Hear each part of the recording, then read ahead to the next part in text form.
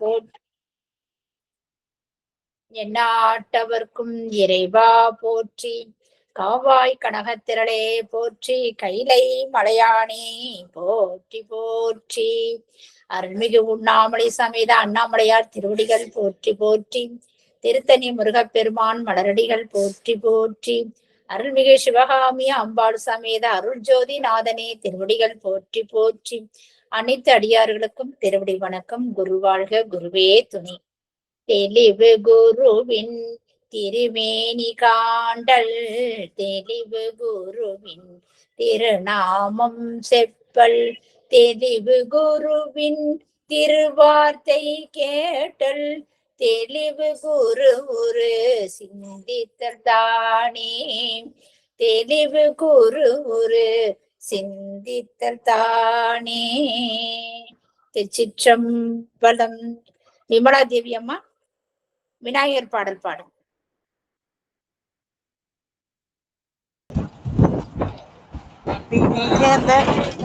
சிவாய நம.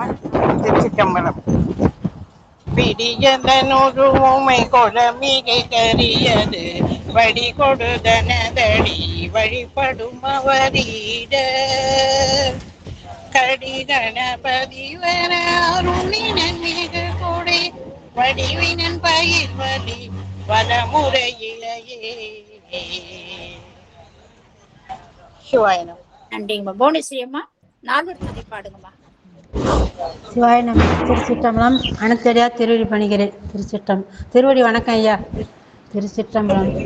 பொழியர்கோன் வெப்பொழித்த புகழியர்கோன் கடல் போற்றி, ஆழிமிசை கல்மிதப்பில் அணைந்த பிரான் அடி போற்றி, வாழி திரு நாவலூர் வன்தொண்டர் பதம் போற்றி, ஊழிமலே திருவாத ஊர திருத்தால் போற்றி, ஊழிமலே திருவாத ஊர திருத்தால் போற்றி. திருச்சிற்றம்பலம். சிவாயனம். நன்றி. நன்றிங்கம்மா. நம்ம ஈசன் குடும்பத்துல நாயன்மார் பெரிய திருத்தொண்ட புராண நாயன்மார் வரிசையில இன்னைக்கு 30வது நாயன்மார்கள் நம்ம இன்னைக்கு வகுத்து கொடுத்திருக்காரு எம்பெருமான். அந்த நாயன்மார் வரிசையில இன்னைக்கு தண்டி அடிகள் தான். தண்டி அடிகளை பற்றி இன்னைக்கு இளங்கோவன் ஐயா அவை வரவேற்கும் சிறப்பு விருந்தினர் நம்ம இளங்கோவன் ஐயா தான் இன்னைக்கு சிறப்புரை ஆற்றியதார்கள். ஒரு சிறப்பு தான். அவர் எப்பவுமே இளங்கோ ஒரு சிறப்பு உண்டு. எப்படின்னா அவங்கள புண்ணியம் செய்த ஆன்மாக்கள்னு சொல்லுவோம் இல்லையா, அந்த மாதிரி வகையில சேர்ந்தவங்க அவங்க. ஏன் அப்படின்னு கேட்டா, நம்ம பிறக்கிறோம் இல்லையா, நம்ம பிறக்கக்குள்ளேயே ஒரு அம்மா அப்பா ஒரு அக்கா தம்பி தங்கை இப்படின்னு ஒரு குடும்பத்தோட பிறப்போம் எப்பயுமே. அது ஒவ்வொருத்தங்களும் ஒரு குழந்தை 2 குழந்தையோட இருந்துருவாங்க. ஐயா ஒரு அண்ணன் ஒரு தம்பி அம்மா அப்பா ஒரு தங்கை இந்த மாதிரி உற்றார் உணவரோட அவருக்கு ஒரு பிறவி கிடைச்சிருக்கு. அவருக்கு அந்த மாதிரி சந்தோஷமான ஒரு பிறவி. வாழ்க்கையில எல்லாருக்கும் எல்லாம் கிடைக்காதுன்னுவாங்க இல்லையா, அது மாதிரி புண்ணியம் பெற்ற ஆன்மாக்கள் அவங்கெல்லாம். அந்த மாதிரி வகையில ஐயா புண்ணியம் பெற்றவர். அந்த வழியில இருப்பவர். அந்த வழியிலே வந்திருக்காரு. ஏன்னா அந்த சுற்றத்தாருடைய நட்புன்றது ரொம்ப சிறப்பு இல்லையா, அந்த மாதிரி வாழ்க்கையை நடத்தி கொண்டிருக்கிறவரு. எப்பவுமே ஒரு பார்க்கக்குள்ள மனைவியினுடைய தோற்றத்தை பார்த்தே கணவன் எப்படி நம்ம எடை போட்டுடலாம். பொதுவா சொல்லுவாங்க இல்லையா, எங்க ஐயா அடிக்கடி சொல்வாரு, அதாவது ஒரு மனைவி முகத்துல ஒரு சந்தோஷம் இருந்துகிட்டே இருக்கும். ஒரு பெண்கள் முகத்துல சிறு ஏதாவது ஒரு குறை இருந்துட்டு முகத்துல பார்க்கலையே அவங்களோட அகத்துல இருக்கிறது தெரிஞ்சிடும். அந்த மாதிரி நம்ம பொன்முடி அம்மாவை எடுத்துக்கிட்டா அகத்துல மகிழ்ச்சி சிறப்பு பார்த்தா ஐயா எந்த அளவுக்கு அவங்கள வாழ்க்கையில துணை புரிகிறாரு, எப்படி சந்தோஷமா வச்சுக்கிறாருன்றதே தெரிஞ்சுக்கலாம். அந்த அம்மாவையும் நினைத்து அவர்களுடைய வாழ்க்கை எல்லாரும் நல்லா இன்னும் மேலும் மேலும் சிறப்பா இருக்கு இறைவனை பிரார்த்தனை பண்ணுவோம். அந்த வழியில ஐயா சிறப்பான ஒரு அடியார் அப்படின்னு தான் சொல்லலாம். அவர் எப்பவுமே என்ன சொல்வாங்க, ஒருத்தவங்க சொன்னோம்னா நம்ம பழகும் ஒவ்வொருவங்களோட ஒருத்தவங்களோட பழகும் இல்லையா, அப்ப பழகுள்ள எப்ப பாரு எனக்கு அது சரியில்லை இது சரியில்லை உடம்பு சரியில்லை, எப்ப பாரு இந்த துன்பத்தையே தான் நினைச்சு வழிபாடு சொல்லிக்கிட்டே இருப்பாங்க. அடிக்கடி அவங்ககிட்ட நம்ம என்ன சொல்ல வேண்டியது என்னன்னா, நல்ல எண்ணங்களே சொல்லுங்கப்பா. நல்ல எதிர்மறை, அதாவது சொல்லாம நேர்மறை எண்ணங்களே சொல்லுவோம். அப்பதான் நமக்கு வந்து அந்த தாக்கம் இருக்காது அப்படின்னு அடிக்கடி நம்ம குருமார்களும் சொல்லுவாங்க, அருளாளரும் சொல்லுவாங்க, அடியேன் பழகுற விதம்ட்டு எல்லார்ட்டையும் அதான் சொல்லுவேன் நானும். அந்த மாதிரி ஐயா வந்து நேர்மறை எண்ணங்கள் தான் உடையவர். எப்பவுமே நேர்மறையா தான் நினைச்சு நேர்மறையா செயற்படுவோம் அப்படிம்பாரு. அது மாதிரி மனைவி, மக்கள், அடியார் மேல ரொம்ப ரொம்ப மிக மிக அன்பு கொண்டவர். எல்லாவற்றையும் எந்த ஒரு கஷ்டம் வந்தாலும் அவர் வந்து எளிமையாக எடுத்துக்கொள்வார். அது மாதிரி சிறப்பு வாய்ந்த ஒரு அடியார் இன்னைக்கு நமக்கு கிடைச்சிருக்காருன்னு சொல்லலாம். அவருடைய படிப்பு அறிவு எப்படின்னா, எஸ்எல்சிலே மாவட்டம் முதன்மையாக பட்டம் பெற்றவர் அவரு. அது மட்டும் இல்லாம அவர் அண்ணன், தம்பி எல்லாமே கல்வியில தேர்ச்சி முதன்மை பெற்ற மாணவர்களாக தான் திகழ்ந்திருக்காங்க அந்த காலத்துல. அந்த மாதிரி சிறப்பு வாய்ந்த குடும்பம் அவங்களுடைய குடும்பம். தொலைபேசி இலாக்காவில ஒரு தலைமை பொறுப்புல இருந்திருக்கிறாரு ஐயா. மற்றபடி அவருடைய சிறப்பு என்னன்னு சொல்லணும்னா, உண்மையிலே சொல்லணும், நகைச்சுவை. நகைச்சுவை வந்து அவர்கிட்ட தான் நம்ம கத்துக்கணும். நகைச்சுவையாகவும் சிலவங்க எப்ப பாரு கடுன்னு தான் பேசுவாங்க. அவங்க முகத்துல ஒரு இன்பக்கடையே இருக்காது. அந்த மாதிரிலாம் இல்லாம வர்றவங்களையே அரவணைச்சு, ஒருத்தவங்களை பார்த்தாலும் உடனே ஒரு கவிதை எழுதுறக்கூடிய திறமை உண்டு அவருக்கு. அந்த மாதிரி அடியனுக்கு 2 முறை வாழ்த்தி கவிதையை போட்டிருக்காரு. ஐயா என்னை பத்தி சிறப்பெல்லாம் எதுவும் சொல்ல வேணான்னு அவருக்கு நான் தடுத்து நிறுத்திப்பேன். அவருக்கே தெரியும், அவன் எதை வேணாம் சாமி, எனக்கு எந்த புகழ்ச்சியும் வேணாம், நம்மளோட பத்தி நமக்கு தெரியும் இல்ல, நம்ம என்ன தப்பு பண்றோம், எந்த அளவுக்கு சிறத்து விளங்குறோன்றோம் அப்படின்ற மாதிரி ஐயாவுக்கு வந்து நிறைய கவிதை எழுதுற திறமை அதிகமா இருக்கு. அந்த மாதிரி ரொம்ப சிறப்பு வாய்ந்தவர். நகைச்சுவையா மட்டும் இல்லாம ஸ்லேடியா பேசக்கூடியவர். அந்த மாதிரி அலுவலகத்துல எந்த நிகழ்ச்சி கூட்டங்களும் நிகழ்ச்சி எது நடந்தாலும் பொறுப்பெடுத்து செயல்படக்கூடியவர், சிறப்பாக செயல்படக்கூடியவர். யாரையும் கடிந்தே பேச மாட்டாரு, அன்பாகவும் பழகக்கூடியவர். அது மட்டும் இல்லாம துளிகள் என்ற கவிதை நூல் எழுதி வெளியிட்டுள்ளார் ஐயா. எவ்வளவு பெரிய சிறப்பு பாருங்க ஐயா, இவ்வளவு ஒரு திறமை இருக்கு. திருப்பாதிரி புலியூர் சைவ சித்தாந்த மன்றத்துல 2 வருடம் தலைமை பொறுப்பு ஏற்றுள்ளார். ஏற்று சிறப்பா தலைமை பொறுப்பு ஏற்றா கூட அடுத்தவங்கள வேலை வாங்காம தன்னுடைய பொறுப்பு எப்படி இருக்கணும், அது எப்படி செயல்படுத்தணும்ன்றது ஏற்று ரொம்ப சிறப்பாக செயல்படுத்தியவர். மன்றத்தின் அதோடு மட்டும் இல்லாம அந்த பொறுப்புக்கு அடுத்தபடியா இருந்தா கூட இந்த மன்றத்தில் ஒரு செயலாளரா இருந்து இன்று வரைக்கும் அந்த மன்றத்தின் சார்பாக பல செயல்களை செய்து கொண்டிருக்கின்றார். அறக்கட்டளை ஒன்று, அந்த அறக்கட்டளை ஒரு அறக்கட்டளை இருக்கு, அந்த அறக்கட்டளை காப்பாளராகவும் இருக்கின்றார் ஐயா. பல பணிகள் செய்து கொண்டிருக்கிறார், நிறைய பணிகள் அவர் இன்றமும் செய்து கொண்டிருக்கிறார். அவருடைய சொற்பொழிவுன்னு கேட்டா நாயன்மாரை பத்தி நிறைய பேச மன்றத்துல வந்து நிறைய நாயன்மாரை பத்தி எல்லாம் எடுத்து கருத்துலாம் சொல்லி உரையாற்றி இருக்கின்றாரு. அது மட்டும் இல்லாம திருவாசகத்துல நம்ம எல்லாம் திருவாசகம் பாடுறோம் தான் சொல்லுவோம், நம்ம பாடுறோம் வாசிக்கிறோம் அப்படின்னு தான் சொல்லுவோம். ஆனா பொருள் உணர்ந்து படிக்கிறோமான்றதுன்னா அடியானை பொறுத்த வரைக்கும் இல்லைன்னு சொல்லலாம். மற்ற அடியாரை ஒப்பிட்டு பேசல, என்னை பொறுத்த வரைக்கும் இன்னும் நிறைய உணரணும், நிறைய கருத்து எல்லாம் தெரிஞ்சுக்கணும் அப்படின்னு தான் அடியேன் நினைப்பேன். அந்த மாதிரி ஐயா வந்து திருவாசகத்தை நன்றாக உணர்ந்து பாடக்கூடியவர். அந்த வரிசையில மெய்ப்பொருள் உணர்ந்து பாடக்கூடிய ஒரு அடியார்னு சொல்லலாம். அவரை நம்ம குடும்ப ஈசன் குடும்பத்து சார்பாக வருக வருக என்று வரவேற்கிறேன். மற்ற இங்க இருக்க குழுமம் இருக்கும் அனைத்து அடியாறுகளையும் வருக வருக என்று வரவேற்கிறேன். சிவாய நம. திருச்சிற்றம்பலம். ஐயா நீங்கள் ஆரம்பிக்கலாம் ஐயா, தண்டியடிகள் புராணத்தை நீங்க ஆரம்பிக்கலாம் ஐயா. சிவாய நம. திருச்சிற்றம்பலம். அனைத்து அடியார்களுக்கும் வணக்கம். அனைத்து அடியார்களுடைய திருவடிகளுக்கும் எனது மனம் மொழி மெய் கலந்த அன்பு வணக்கம். என்னாருடைய சிவனே போற்றி, எந்நாட்டவர்க்கும் இறைவா போற்றி, காவாய் கனகத்திரளே போற்றி, கைலை மலையானே போற்றி போற்றி. சிவா. திருச்சிற்றம்பலம்.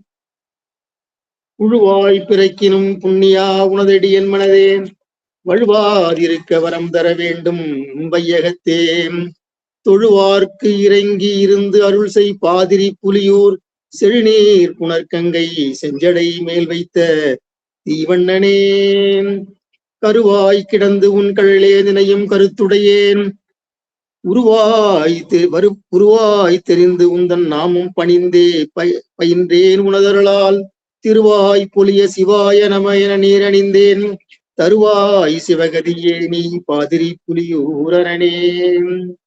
பூமியர்கோள் பொழித்த புகழியர்கோன் கடல் போற்றி, ஆழிமிசை கல்மிதப்பில் அணைந்த பிரான் அடி போற்றி, வாழி திருநாவலூர் வண்டொண்டன் பதம் போற்றி, ஊழிமலி திருநாத பதவூர் திருத்தாள் போற்றி. சிவா திருச்சிற்றம்பலம். மீண்டும் ஒருமுறை அனைத்து அடியார்களுக்கும் அடியாருடைய திருவடிகளுக்கும் எனது அன்பு கலந்த வணக்கத்தை உரித்தாக்குகின்றேன். திருவடிகளை தொழுகின்றேன்.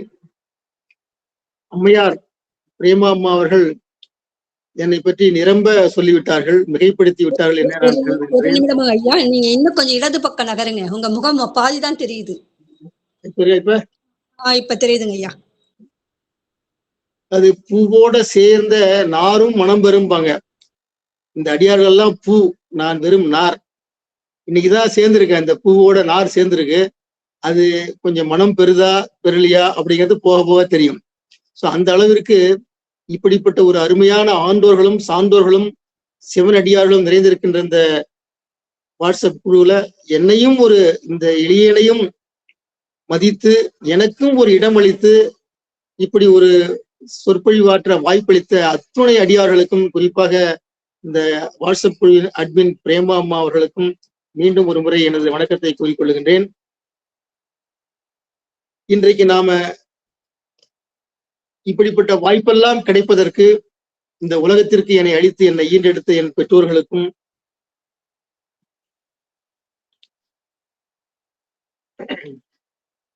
திருவாவடுதுறை ஆதீனத்தினுடைய சித்தாந்த சைவ நேர்முக பயிற்சி மையத்தின் முதல் இயக்குனராக இருந்து எங்களை எல்லாம் வழிநடத்தி, எங்களுக்கு குருநாதராக இருந்து எங்களை வழிநடத்தி கொண்டிருக்கின்ற செந்நெறி செல்வர், மெய்ஞான வள்ளல், சித்தாந்த வித்யாசாகரம், சித்தாந்த சரபம், சைவ சித்தாந்த ஞான தேசிகர், தெய்வ திரு கு வைத்தியநாத ஈசான தேசிகர் அவர்களுக்கும், இன்னும் குறிப்பாக சொல்ல போனால் இந்த திருவாசக சிந்தனையினுடைய அற்புதமான பேச்சாளர் எங்களுடைய குருநாதர் ஐயா ஆனந்த ஐயா அவர்களுக்கும் மற்றும் அத்துணை பேருக்கும் இந்த நேரத்தில் எனது வணக்கத்தை தாழ்மையுடன் தெரிவித்துக் கொள்கின்றேன்.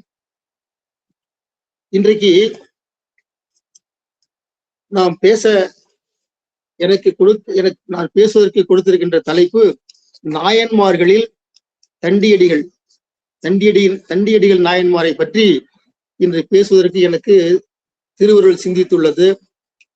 இப்படிப்பட்ட ஒரு அற்புதமான ஒரு வாய்ப்பை எனக்கு கொடுத்துள்ள உங்கள் அனைவருக்கும் மீண்டும் ஒரு முறை என் மனமார்ந்த நன்றியை தெரிவித்துக் கொள்கின்றேன். நாயன்மார்களை பற்றி நினைப்பதே பெரிய விஷயம். நாயன்மார்களை பற்றி படிப்பதற்கே நாம் கொடுத்து வைத்திருக்க வேண்டும். அந்த வகையில் இன்று இந்த நாயன்மார்களை பற்றி, குறிப்பாக தண்டியடிகளை பற்றி இங்கு பேசுவதற்கு ஒரு வாய்ப்பு எனக்கு கிடைத்திருக்கின்றது சொன்னால் அது நான் செய்த புண்ணியம், பேறு, பாக்கியம் நிச்சயமாக சொல்ல முடியும். சுந்தரர் பெருமான் திருத்தொண்ட தொகை எழுதி பெரிய புராணம் என்ற மிகப்பெரிய ஒரு காப்பியத்திற்கு வழிகோலினார், அப்படிதான் சொல்லணும்.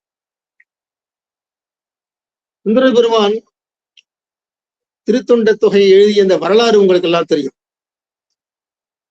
ஆனா ஒரு நாயன்மாரை பற்றி பேச வேண்டும் என்றால் அவருடைய வரலாறுக்கு உள்ளே செல்வதற்கு முன்னால் அந்த வரலாறு எழுந்த காரணம் என்ன, அந்த காலம் என்ன, அதை இயக்கிய அடிகளார் யார், அவரை பற்றிய வரலாறை கொஞ்சம் தெரிந்து கொண்டு உள்ளே நுழைந்தால் பிறகு அது நன்றாக இருக்கும், கேட்பதற்கும் சுவையாக இருக்கும். அந்த வகையில சுந்தரர் பெருமான் ஒரு முறை திருவாரூர்ல தேவாசிரிய மண்டபத்துல ஈசனை தரிசிக்க செல்லுகின்றார். அப்படி செல்லும் பொழுது அடியார்கள் எல்லாம் அங்கு அமர்ந்திருக்கின்றார்கள், சிவனடியார்கள் எல்லாம் அங்கு அமர்ந்திருக்கின்றார்கள். சுந்தரர் செல்லும் பொழுது ஈசனையே நினைத்து கொண்டு போனதால் அடியார்களை பற்றி அவர் சிந்திக்காமல் நேரா ஈசனை வழிபடுவதற்கு உள்ளே கருவறைக்குள் செல்கின்றார். சென்று வழிபட்டு வந்து விடுகின்றார்.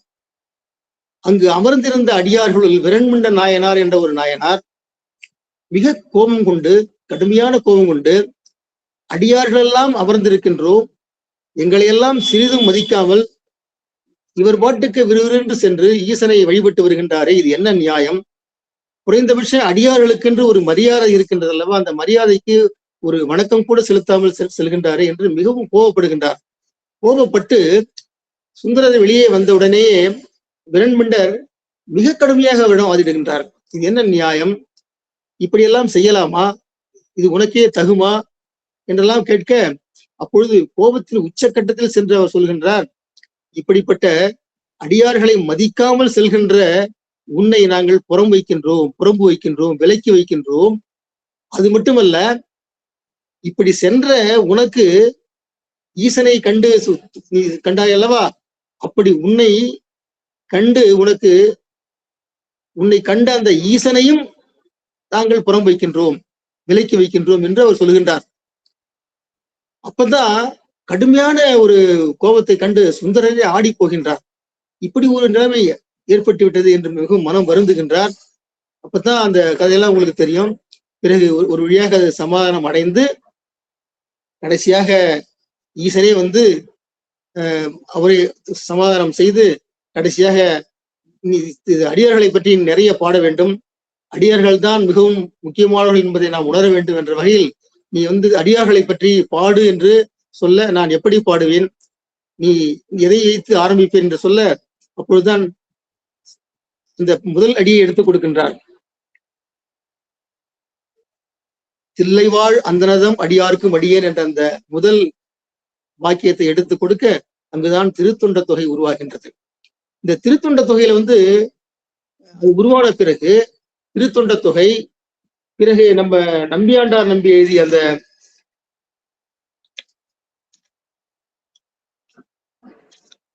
அந்த திருத்தொண்டருடைய புராணங்கள், நாரையூர் நம்பியாண்டார் நம்பியினுடைய திருத்தொண்டர் திருவந்தாதி, அப்புறம் இதெல்லாம் இணைத்து கடைசியாகத்தான் நம்முடைய சேக்கிழார் பெருமான் என்ன செய்கின்றார், பெரிய புராணம் என்கின்ற இந்த அற்புதமான ஒரு நூலை 12ஆம் திருமுறையை உலகுக்கு அளிக்கின்றார். இப்போ வெண்மண்டர் இப்படி அவரு செய்யும் பொழுது மிகவும் கோபப்படுகின்றார், கடுமையாகின்றார். சிவனையே புறம் வைக்கின்ற அளவிற்கு வெண்மண்டருக்கு கோபம் வருகின்றது. காரணம், சிவனுடைய அடியார்களுக்கு இருக்கின்ற அந்த அலாதியான ஒரு வீரம், ஒரு கடுமை, இதையெல்லாம் நாம் வந்து பார்க்க வேண்டும், பார்த்து அதன் பிரகாரம் நடந்து கொள்ள வேண்டும். அதில் சற்று நமது கவனத்தை செலுத்த வேண்டும் என்பதற்காகத்தான் வெண்மனுடைய கதை இங்கு சொல்லப்படுகின்றது. ஆக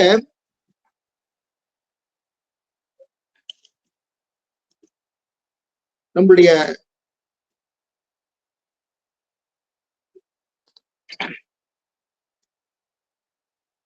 திருத்தொண்ட தொகையில தான் அவர் எழுதுகின்றார். ஒவ்வொரு அடியாரை பற்றி எழுதும் போது அழகாக எழுதி கொண்டு வருகின்றார். அதில் நம்முடைய தண்டியடிகளை பற்றி எழுதும்போது 38வது வரியில நாட்டமிகு தண்டிக்கும் மூர்க்கர்க்கும் அடியேன், மூர்க்கர் என்பது வேறொரு நாயனார், நாட்டமிகு தண்டிக்கும் அடியேன்னு சொல்லுகின்றார். இதுல வந்து தண்டியடிகளை பற்றி நாம் தெரிந்து கொள்ள வேண்டும் என்றால், அவர் இயற்கையிலேயே பிறவியிலேயே கண் இல்லாதவர், கண் தெரியாதவர், பிறவி குருடர். சொல்ல ஆரம்பிச்சாக்க மாற்றுத்திறனாளின்னு சொல்றாங்க அவங்கள. கரெக்ட், மாற்றுத்திறனாளி. மற்றவைகளில் மிகவும் திறன் கொண்டவர். ஒரு இதுல ஊனமானாலும் மற்ற உறுப்புகளில், மற்ற அவயங்களில் மிகவும் திறன் கொண்டவர்களால் தான் மாற்றுத்திறனாளி என்று அழைக்கப்படுகின்றோம். அப்படி நாட்டமிகு தண்டிக்கும் அடியேன்னு சொல்லும் பொழுது என்ன சொல்றாருன்னா, நம்முடைய சேக்கிழார் பெருமான் நாட்டமிகு பிறவியிலேயே கண்ணில்லாதவர் என்று சொல்வதற்கு ஒரு அச்சப்பட்டு கொண்டு, அப்படி அவரை வந்து அலட்சியப்படுத்த வேண்டாம் என்பதற்காக என்ன சொல்றாரு, கண்ணில்லாதவர் என்று சொல்வதற்கு பதிலாக தெய்வ புலவர் சேக்கிழார் சொல்லுகின்றார், நாட்டமிகு தண்டிக்கு. நாட்டம் என்று சொன்னால், நாட்டம் என்றால் கண் என்று ஒரு அர்த்தம் உண்டு, நாட்டம் என்றால் பார்வை என்று அர்த்தம் உண்டு. அப்போதான் சொல்லுகின்றார், நாட்டமிகு தண்டிக்கும், பார்வை மிக பெற்ற தண்டிக்கும், கண் பார்வை மிக பெற்ற தண்டிக்கும் என்று சொல்லாமல் சொல்லுகின்றார். என்ன சொல்ல வருகின்றார் சொன்னால், தண்டியடிகளுக்கு புறக்கண் தான் இல்லையே ஒழிய அகக்கண் இருக்கின்றது. அகக்கண்ணால் அவர் அத்தனையும் பார்க்கின்றார், அகக்கண்ணால் அத்தனையும் அறிந்து கொள்கின்றார் என்ற அந்த உண்மையை உலகுக்கு சொல்வதற்காகத்தான் அவரை கண்ணில்லாதவர் என்று சொல்லவில்லை, நாட்டமிகு தண்டிக்கும் மூர்க்கர்க்கும் அடியேன் என்று அழகாக அந்த திருத்தொண்ட தொகையிலேயே நம்முடைய சேக்கிழார் பெருமான் அற்புதமாக விளக்குகின்றார். இப்போ சேக்கிழார் பெருமானுடைய கதை இருக்கிறல்லவா, இப்படிலாம் அவரு பெரிய புராணத்தை இந்த உலகுக்கு அளித்த சேக்கிழார் பெருமான் வரலாறு கொஞ்சம் நம்ம தெரிஞ்சுக்கிட்டாக்க கொஞ்சம் ரசிக்கலாம் அந்த வரலாறு. அவருடைய வரலாறு மிகவும் அற்புதமான ஒரு வரலாறு. அவர் வந்து வேளாளர் குலத்திலே தோன்றியவர். அவருடைய இயற்பெயர் அருள்மொழி ராமதேவர். சேக்கிழாருடைய இயற்பெயர் அருள்மொழி ராமதேவர். சோழ மன்னன் அவனாய சோழன் இருக்காங்க இல்லையா, அவர்கிட்ட ஒரு அமைச்சராக இருந்திருக்கின்றார், முதலமைச்சராக இருந்திருக்கின்றார். ஆனா அதற்கு முன்பாக இவருடைய தந்தை, யாருடைய தந்தை? சேக்கிழாருடைய தந்தை அதே அனபாய சோழன்ட்ட அவரும் அந்த அமைச்சராக இருந்திருக்கின்றார். அப்படி ஒரு அமைச்சராக இருந்த பொழுது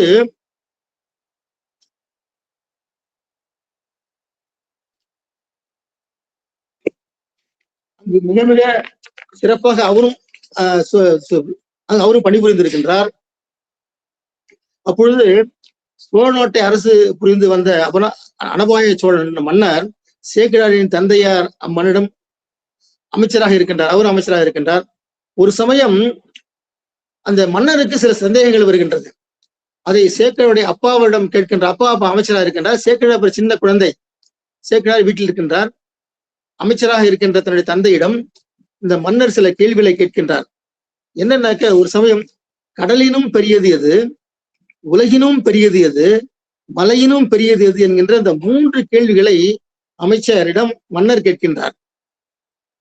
அமைச்சருக்கு உடனடியாக அதற்கு விளக்கம் தெரியவில்லை, விடை தெரியவில்லை. நான் சென்று நாளை சொல்கின்றேன் என்று சொல்லிவிட்டு செல்கின்றார். வீட்டுக்கு வருகின்றார். வீட்டுக்கு தன் வீட்டு உறவினர்களோடு விவாதிக்கின்றார். குறிப்பாக தன்னுடைய பையன் சேக்கிழார் என்று சொல்லப்படுகின்ற அந்த அவரிடம் உத்தம சோழ அவரிடம் விவாதிக்கின்றார். அவரிடம் சொல்லும் பொழுது உடனே சேக்கிழார் சொல்லு, இவர்தானே மிக மிக எளியது, இதற்கு விடை என்பது பெரிய கஷ்டமான விஷயம் இல்லை, திருக்குறளிலே இருக்கின்றது அத்தனைக்கும் விடை என்று சொல்லி முதலில் உலகினும் கடலினும் பெரியது எது என்ற கேள்விக்கு சொல்லுகின்றார். பயன் தூக்கார் செய்த உதவி நயன் தூக்கின் நன்மை கடலில் பெரியது. பயன் தூக்கார் செய்த உதவி நயன் தூக்கின் நன்மை கடலில் பெரியது. அது பலனை எதிர்பார்க்காமல் செய்கின்ற உதவி யார் செய்தாலும் அது கடலை விட பெரியது என்று திருக்குறள் சொல்லியிருக்கின்றது என்று சொல்லுகின்றார். 2வது கேள்விக்கு உலகினும் பெரியது எது என்ற கேள்விக்கு அதே திருக்குறளிலிருந்து எடுத்து காட்டுகின்றார். காலத்தினால் செய்த நன்றி சிறிதனினும் ஞாலத்தின் மான பெரியது. காலத்தினால் செய்த தேவைக்கு ஏற்ப, தேவை ஏற்படும் போது செய்கின்ற உதவி சிறிது என்றாலும், மிக மிக சிறியது என்றாலும் அது ஞானத்தின் மான பெரியது, இந்த உலகத்தை விட மிக பெரியது என்று திருக்குறள் சொல்லுகின்றது. எனவே அதுதான் உலகத்தை விட பெரியது என்கின்றார். 3வதாக கேட்கின்ற அந்த கேள்வி மலையினும் பெரியது எது என்ற கேள்விக்கும் விடை தருகின்றார். அதுவும் திருக்குறளை எடுத்து காட்டுகின்றார்.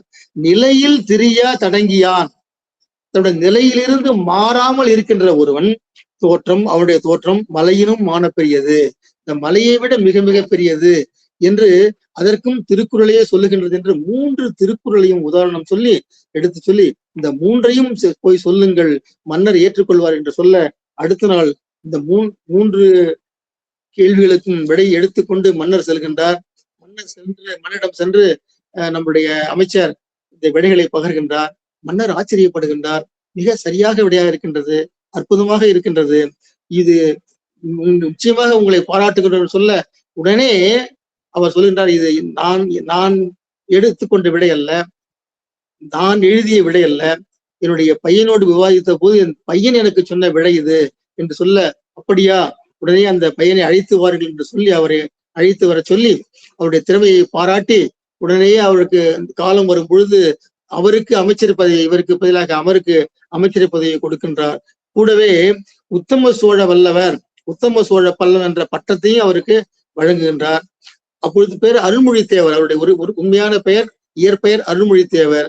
அவருக்கு உத்தம சோழ பல்லவன் என்ற பட்டத்தையும் கொடுத்து மிகவும் மதிநுட்பம் மிக்கவராகவும் எல்லோரிடம் அன்பு பாராட்டும் பண்பாளராகவும் ஒழுக்க நலத்தை உயிர்த்திட்ட உத்தமராகவும் விளங்குகின்ற அவரை முதலமைச்சராகவும் மாற்றுகின்றார்.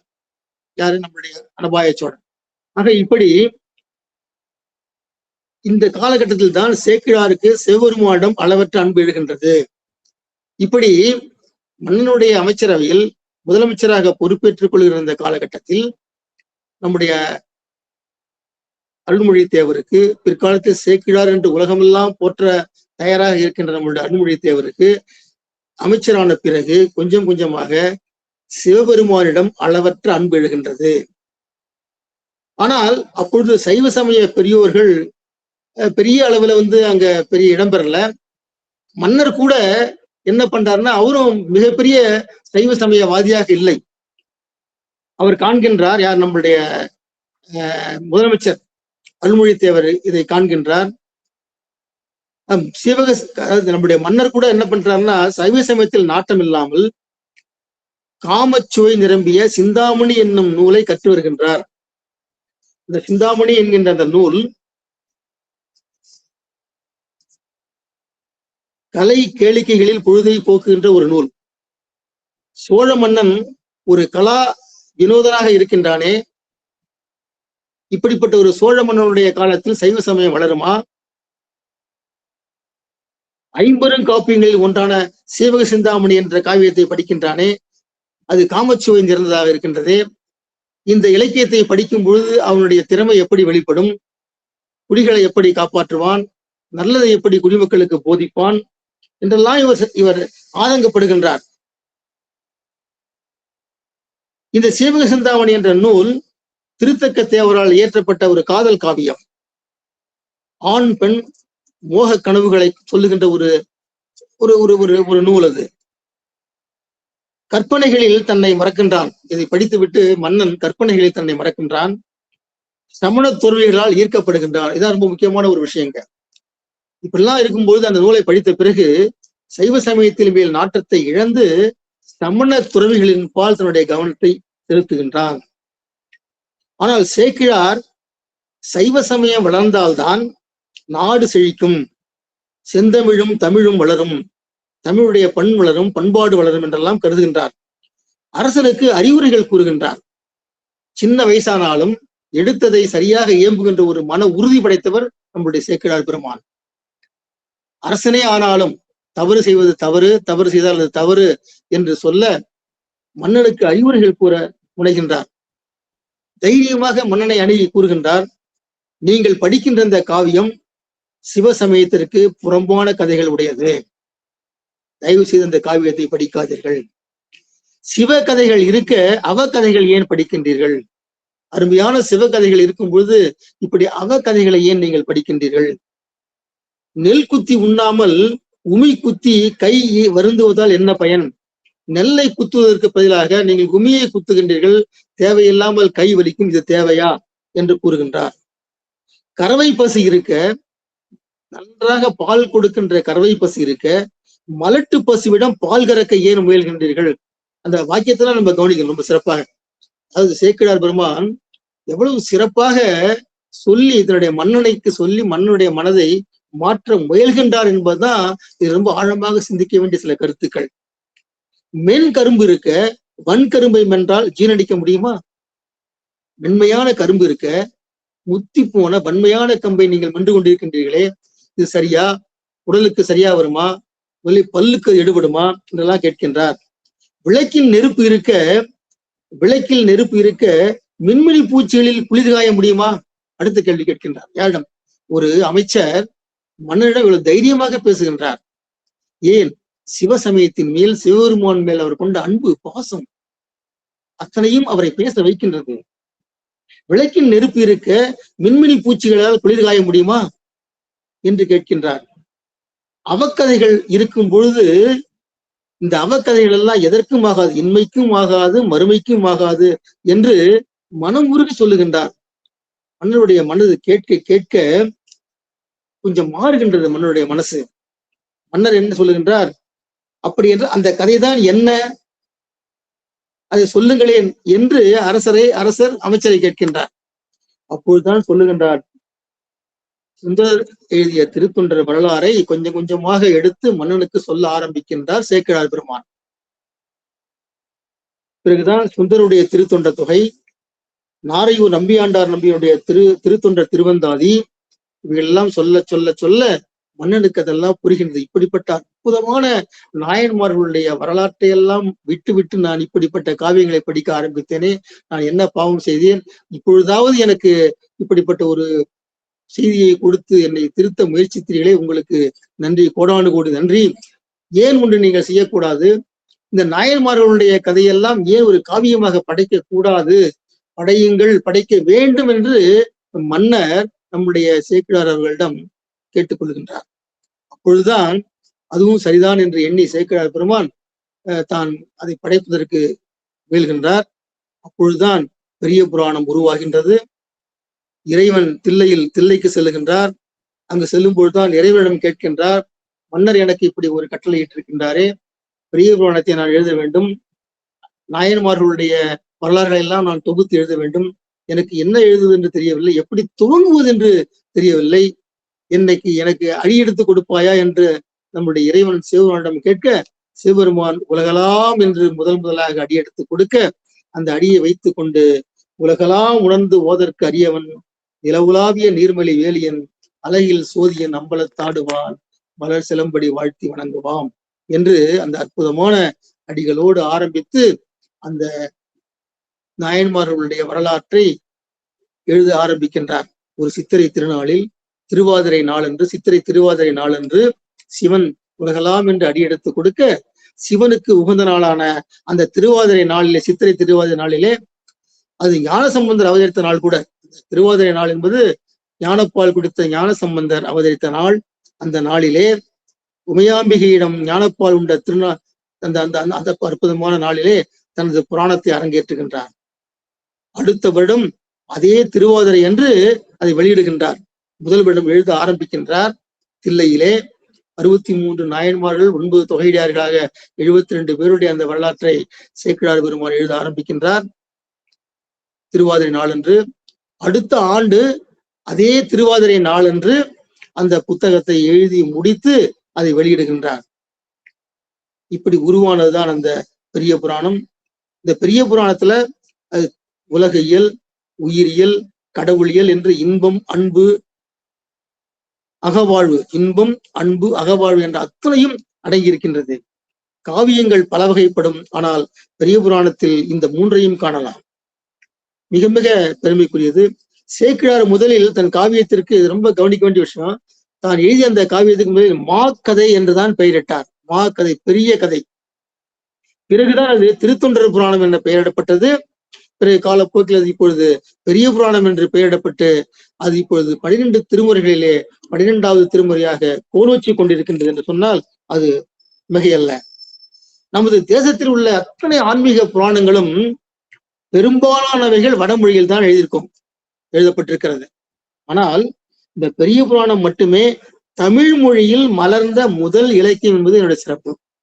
அதுவும் நம்முடைய சேக்கிழார், தெய்வப்புலவர் சேக்கிழார் எழுதியது தமிழ் மொழியில வளர்ந்த முதல் இலக்கியம்.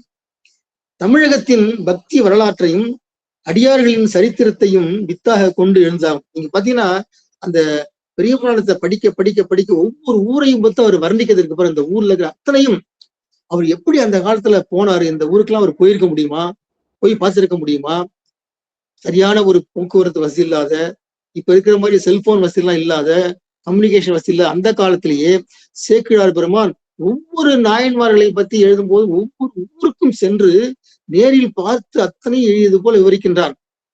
பறவைகள் ஜீங்காரமிடுவது, தென்னந்தோப்புகள் குவிந்திருப்பது, அங்கு ஆறுகள் பாய்வது, குளங்கள் இருப்பது, அத்தனையும் அவர் அழகாக வர்ணிக்கின்றார் தன்னுடைய கவிதையிலே. இதெல்லாம் சாத்தியமா என்றால் நிச்சயமாக நாம் பிரமிக்க வைக்கின்றது. இப்படிப்பட்ட ஒரு காப்பியம் வந்திருக்கின்றது வடமொழியிலும். மற்றும் இந்த காப்பியம் வடமொழியிலும் மற்ற பல மொழிகளிலும் மொழிபெயர்க்கப்பட்டிருக்கின்றது பெரிய புராணம். குறிப்பாக ரஷ்ய மொழியிலும் இது மொழிபெயர்க்கப்பட்டுள்ளது என்பது ஒரு மிகப்பெரிய ஒரு விஷயம். இப்போ எல்லாம் சரி, சேக்கிழார் பெரிய புராணத்தை எழுதிட்டாரு, நம்ம எல்லாம் படிச்சுட்டு இருக்கோம். ஆனா புலவர்கள்ல, தமிழ் புலவர்கள்ல 2 பேர் தான் நம்ம தெய்வ புலவர்னு சொல்றோம். நம்பர் 1 திருவள்ளுவர், தெய்வ திருவள்ளுவர், தெய்வ புலவர் திருவள்ளுவர். நம்பர் 2வதாக தெய்வ புலவர் சேக்கிழார். 2 பேருக்கு மட்டும்தான் தெய்வ புலவர் என்ற பட்டம், அடைமொழி நாம் தருகின்றோம். ஏன் அவங்க தெய்வ புலவர் அப்படின்னு நம்ம சொல்றோம்? அதுக்கு ஒரு அற்புதமான ஒரு விளக்கம் தரப்படுகின்றது நம்ம அறிஞர்களால்.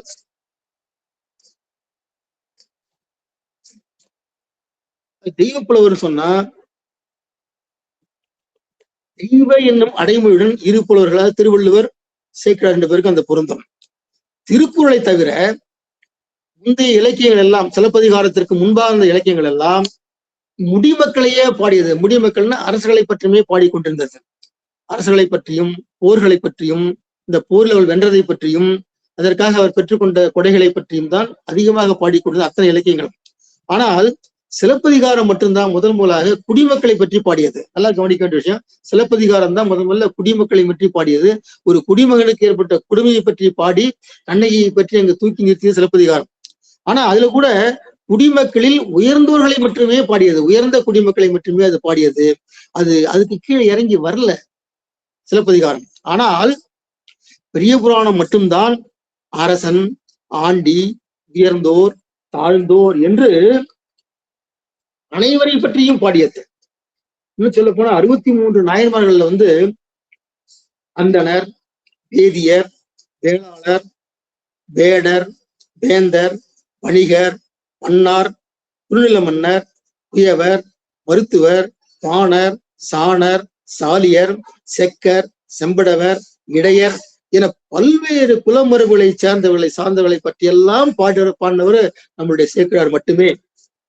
அந்த அடிப்படையில் தான், அந்த வகையில் தான் ஒரு பிறவி குடலான நம்மளுடைய தண்டியலை பற்றியும் பாடியிருக்கின்றார்.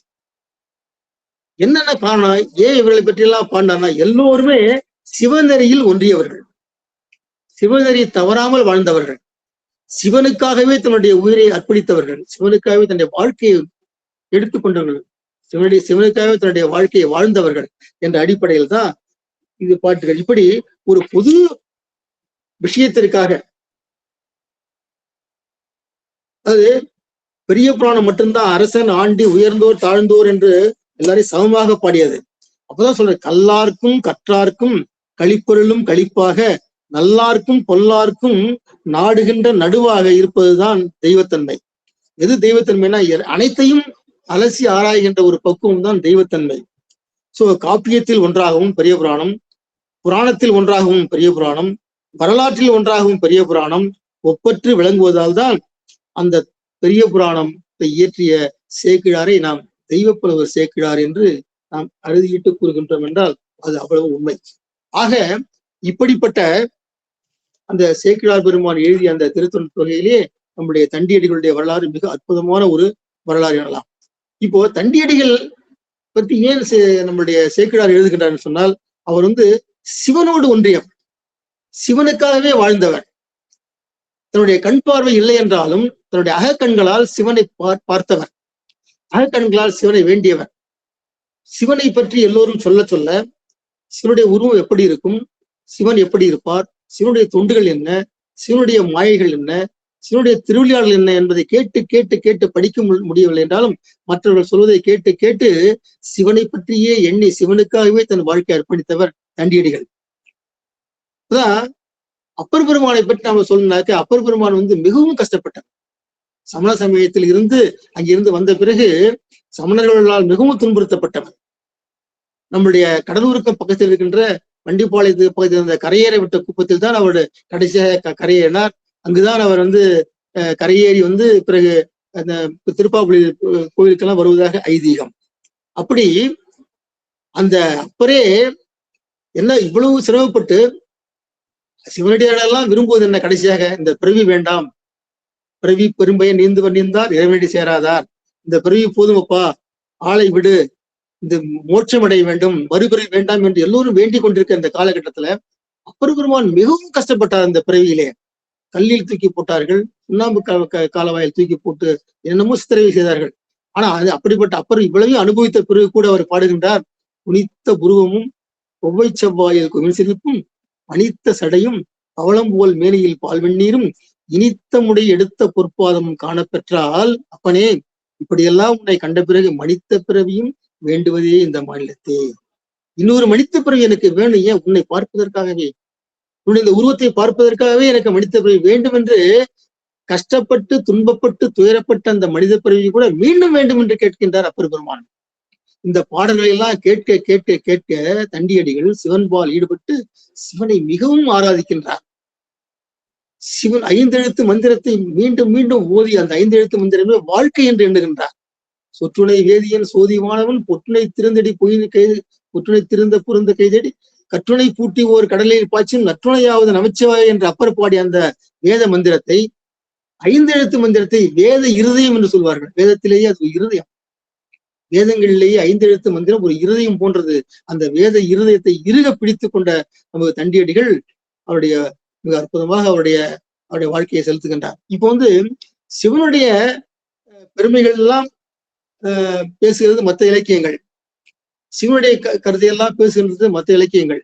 சிவனை பற்றி இருக்கின்ற 11 திருமுறைகளும் 11 திருமுறைகள் திருமந்திரம் உட்பட 11 திருமுறைகளும் சிவனை பற்றியே பாருகின்றன, சிவனுடைய புகழை பேசுகின்றன, சிவனை பற்றி மிகவும் அற்புதமாக விவரிக்கின்றன, நம் எண்ணத்தை கவர்கின்றன, நமது உள்ளத்தை ஈர்க்கின்றன. ஆனால் பெரிய புராணம் மட்டும்தான் சிவன் அடியார்களை பேசுகின்ற ஒரு அற்புதமான காவியம். இது மிக மிக ஒரு விசித்திரமான ஒரு விஷயம். இது பாத்தீங்கன்னாக்கா அந்த காலகட்டத்துல அடியார்களை பற்றி பாடுவதற்கு ஒரு வாய்ப்பு கிடைத்த போது அதை நமது சேக்கிழார் மிகவும் சரியாக பயன்படுத்தி கொண்டார். மிகச்சிறப்பாக அவர் அதை பாடி மிகவும் உலக புகழ் பெறுகின்ற ஒரு காப்பியமாக அந்த பெரிய புராணத்தை அவர் மாற்றி இருக்கின்றார் என்று சொன்னால் அது மிகையல்ல. இந்த நேரத்துல தண்டியடிகளுடைய வரலாறுக்குள் நுழைவதற்கு முன்பாக முதல்ல சேக்கிழாரை பற்றி தெரிந்து கொண்டோம். சேக்கிழார் எப்படிப்பட்டவர், அவர் எந்த சூழ்நிலையில் இந்த காவியம் உருவானது என்பதை தெரிந்து கொண்டோம். இந்த சிவனை பற்றி தானே பாடுகின்றார். அந்த சிவனுடைய பெருமைகளை நாம் கொஞ்சம் தெரிந்து கொள்ள வேண்டாமா? இது சிவனுடைய பெருமையை நாம் தெரிந்து கொள்ள வேண்டும் என்றால் நம்முடைய திருவாத சிந்தனையுடைய ஆனந்த ஐயாவுடைய சொற்பொழிவை தவறாமல் கேட்க வேண்டும். 2 வரி திருவாசகத்துக்கு 2 மணி நேரம் சிவனை பற்றி பேசுவார், அற்புதமாக பேசுவார். சிவனுடைய பெருமைகளை மேலும் மேலும் மேலும் மேலும் உரைக்க உரைக்க உரைக்க அந்த மணியெல்லாம் நாம் சிவனோடு இருப்பது போலவே ஒரு தோற்றத்தை ஏற்படுத்தும். அப்படிப்பட்ட ஒரு அருமையான ஒரு உயர்வான ஒரு ஒப்புமை இல்லாத சிவனை பற்றி நாம் கொஞ்சமாவது அவர் என்ன அவருடைய பெருமைகளை பற்றி கொஞ்சம் தெரிந்து கொண்டு பிறகு நாம் தண்டியடிகள் வரலாறுக்கு செல்லலாம். சிவபெருமான் காலத்தை படைத்தவன் சிவபெருமான். எல்லாத்துக்கும் காலம்தான் காரணம் வரும் இல்லையா? அந்த காலத்தை படைத்தவன் சிவபெருமான். யமனை உதைத்தவர் சிவபெருமான். யாருக்காக? தொண்டருக்காக, சிவனடியாருக்காக யமனை உதைத்தவர் சிவபெருமான். காமனை எரித்தவர் சிவபெருமான். யாருன்னு பார்க்க மாட்டார், அவர் செய்தால் அவ்வளவுதான். காமனை எதிர்த்தவர் சிவபெருமான். ஆழகால விஷத்தை தான் உண்டு உலகை காத்திட்டவர் சிவபெருமான். சாதாரண விஷயம் இல்ல. நீலகண்டன், திருநீலகண்டன் பெயர் பெற்றவர்.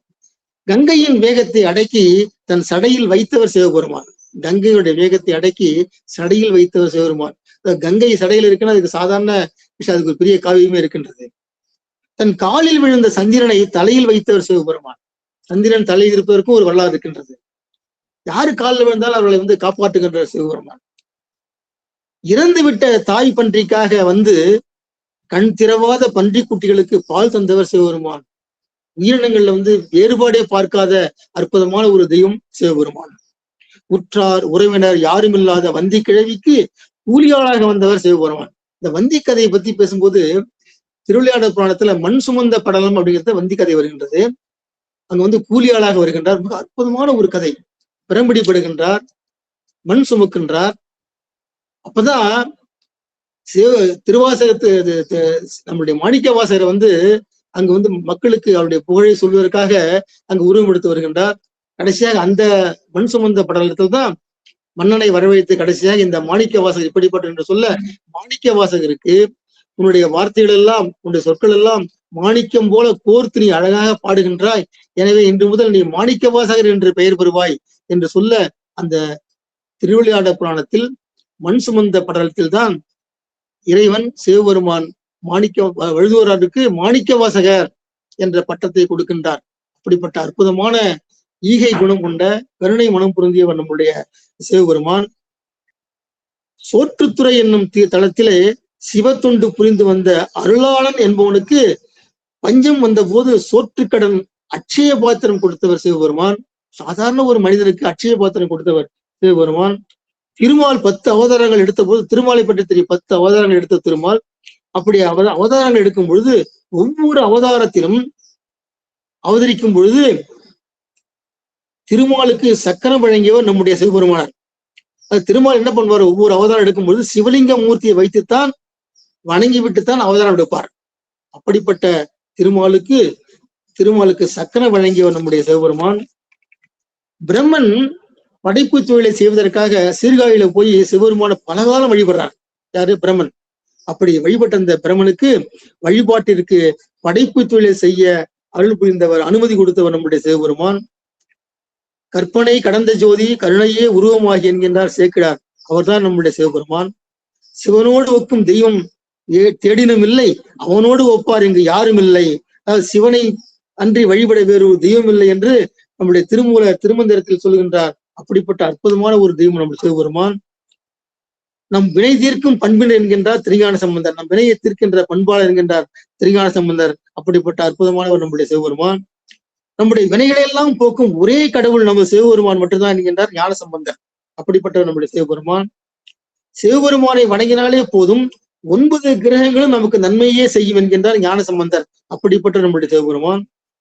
இதை விட மிகவும் சிறந்த ஒரு செயல் என்ன, மிருகங்களும் பறவைகளும் மூவராக உள்ள சிவபெருமானை வழிபட்டுள்ளன என்பது வேறு எந்த ஒரு கடவுளுக்கும் வேறு எந்த ஒரு இறைவனுக்கும் கிடைக்காத ஒரு பாக்கியம். மிருகங்களும் பறவைகளும் வழிபட்டிருக்கின்ற சிவபெருமானை. உதாரணத்திற்கு குரங்கு வழிபட்ட தலம் குரங்காடுதுறை, கருடன் வழிபட்ட தலம் சிறுகுடி, நாரை வழிபட்ட தலம் நாரையூர் மதுரை, பாம்பு வழிபட்ட தலம் பாம்பரம், யானை வழிபட்ட தலம் திரு ஆனைக்கா, எறும்பு வழிபட்ட தலம் திரு எறும்பூர், குரங்கு அணில் காகம் இவை 3 ஒன்றாக சேர்ந்து வழிபட்ட தலம் குரங்கனில் முட்டம். முட்டம் என்றால் காகம், காகம் என்றால் முட்டம், குரங்கனில் முட்டம். வலியன் கருங்குழி வழிபட்ட தலம் வலிதான்பாடி, கழுதை வழிபட்ட தலம் கரவீரம், குதிரை வழிபட்ட தலம் நயவந்தி, சிங்கம் வழிபட்ட தலம் திருநல்லூர், சிங்கம் வழிபட்ட தலம் திருநல்லூர், நண்டு வழிபட்ட தலம் திரு தேவன்குடி, பசு வழிபட்ட தலம் ஆவூர் கருவூர் திருஆவினன்குடி, ஆடு வழிபட்ட தலம் திருவாடாரை. இப்படியெல்லாம் இன்னும் பாருங்க, எல்லாமே அனைத்து விலங்குகளும் ஆல்மோஸ்ட் எல்லா மிருகங்களும் புழுகளும் பூச்சிகளும் இந்த இறைவனை வழிபட்டு மோட்சம் அடைந்திருக்கின்றன என்று சொன்னால் அது இறைவனுக்கே சிவபெருமானுக்கே உள்ள மிக பெரிய ஒரு புண்ணியமாகும், பெரிய பேராகும். தக்கன் வேள்வி செய்கின்றான். ஒரு முறை சிவபெருமானை கூப்பிடாமல் சிவபெருமானை தவிர்த்து தக்கன் வேள்வி செய்கின்றான். அப்ப வீரபத்திரர்கள் அதில் கலந்து கொள்கின்றார்கள். சிவனை அழைக்காமல் தக்கன் வழிபடுகின்றான், வேள்வி செய்கின்றான் என்ற அந்த ஒரே காரணத்திற்காக அங்கு பெரிய கலவரம் மூழ்கின்றது. வீரபத்திரர்கள் கலவரம் செய்கின்றார்கள். அங்கு சரஸ்வதி மூக்கு அறுபடுகின்றது. பல முனிவர்களின் தலை கொய்யப்படுகின்றது. தக்கன் தலை துண்டிக்கப்படுகின்றது. பிரம்மதேவன் தலையில் பெரிய குட்டுப்படுகின்றது. சந்திரன் நிலத்தில் வைத்து தேய்க்கப்படுகின்றான். சூரியன் உடைய கண்கள் பறிக்கப்படுகின்றன. அக்னிதேவனின் 7 நாக்குகளும் அறுக்கப்படுகின்றன. பல தேவர்கள் உருத்திரர்கள் ஓடி ஒளிகின்றார்கள். வாயு வருணன் குபேரன் ஆகியோர் உதைக்கப்படுகின்றார்கள். பல முனிவர்களின் தலைகள் வெட்டப்படுகின்றன. திருமால் வீரபத்திரனுடன் போரிட்டு தோற்று மயக்கம் வருகின்றார்.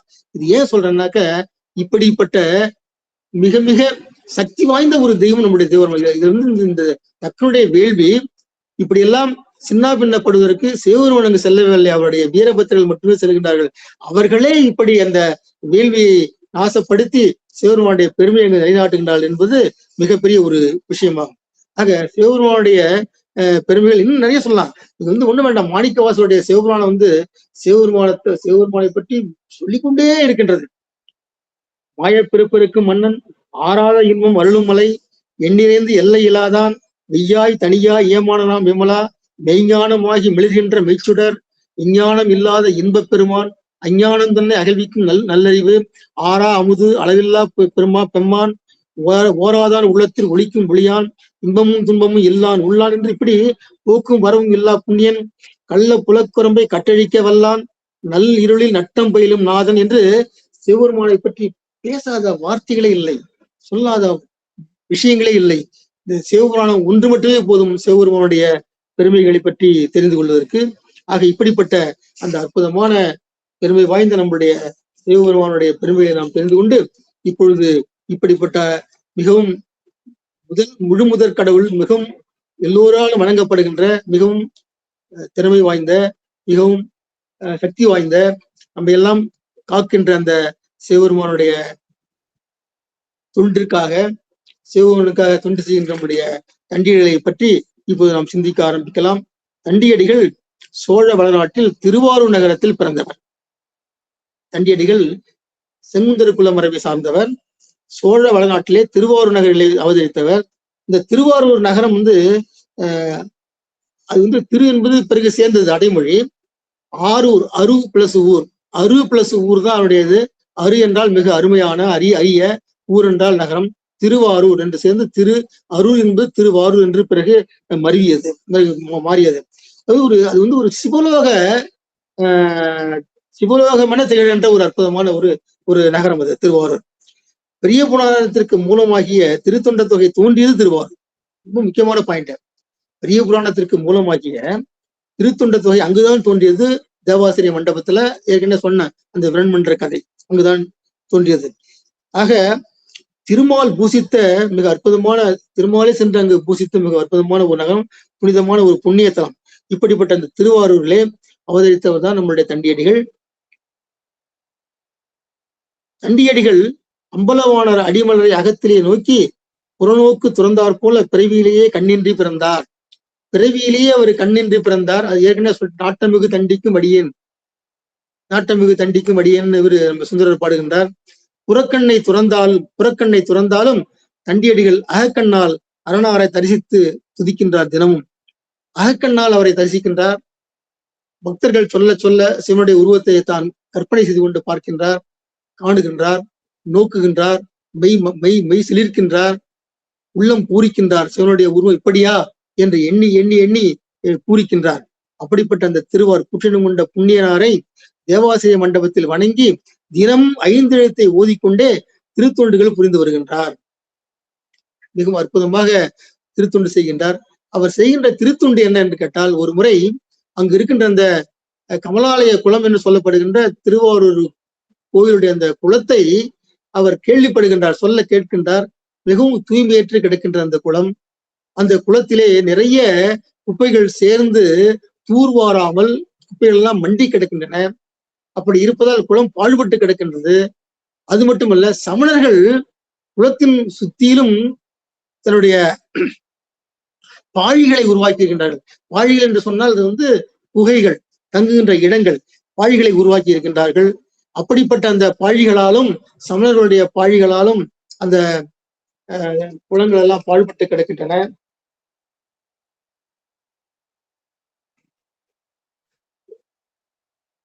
இவைகள் எல்லாம் தூர்வாரினால் நிச்சயமாக அந்த குளம் செம்மைப்படும், பிறகு உபயோகத்திற்கு வரும் என்று எண்ணி அந்த குளத்தை தூர்வார முயற்சிக்கின்றார். தூர்வாருகின்ற எண்ணத்தை உள்ளே எடுத்துக் கொள்கின்றார். அது குளத்தை கல்லுதல் என்று பெயர். குளத்தை கல்லினார் என்று சொல்வார்கள். கல்லுதல் என்றால் தூர்வார்கள், தோண்டுதல். கல்லுதல் என்றால் தோண்டுதல். அப்படி அதை செய்கின்றார். அப்பதான் அவர் நினைக்கின்றார், இந்த குளத்தை இப்படி நாம் தூர்வார வேண்டுமே என்று நினைக்கும் பொழுதுதான் அதற்கு என்ன செய்கின்றார், கண்ணில்லாதவர் மிகவும் கஷ்டப்படுகின்றார். கடைசியா என்ன ஒரு மெத்தட, ஒரு முறையை பயன்படுத்தின சொன்னால், ஒரு பெரிய கம்பு, தறி என்று சொல்லலாம், ஒரு பெரிய கம்பை எடுக்கின்றார்.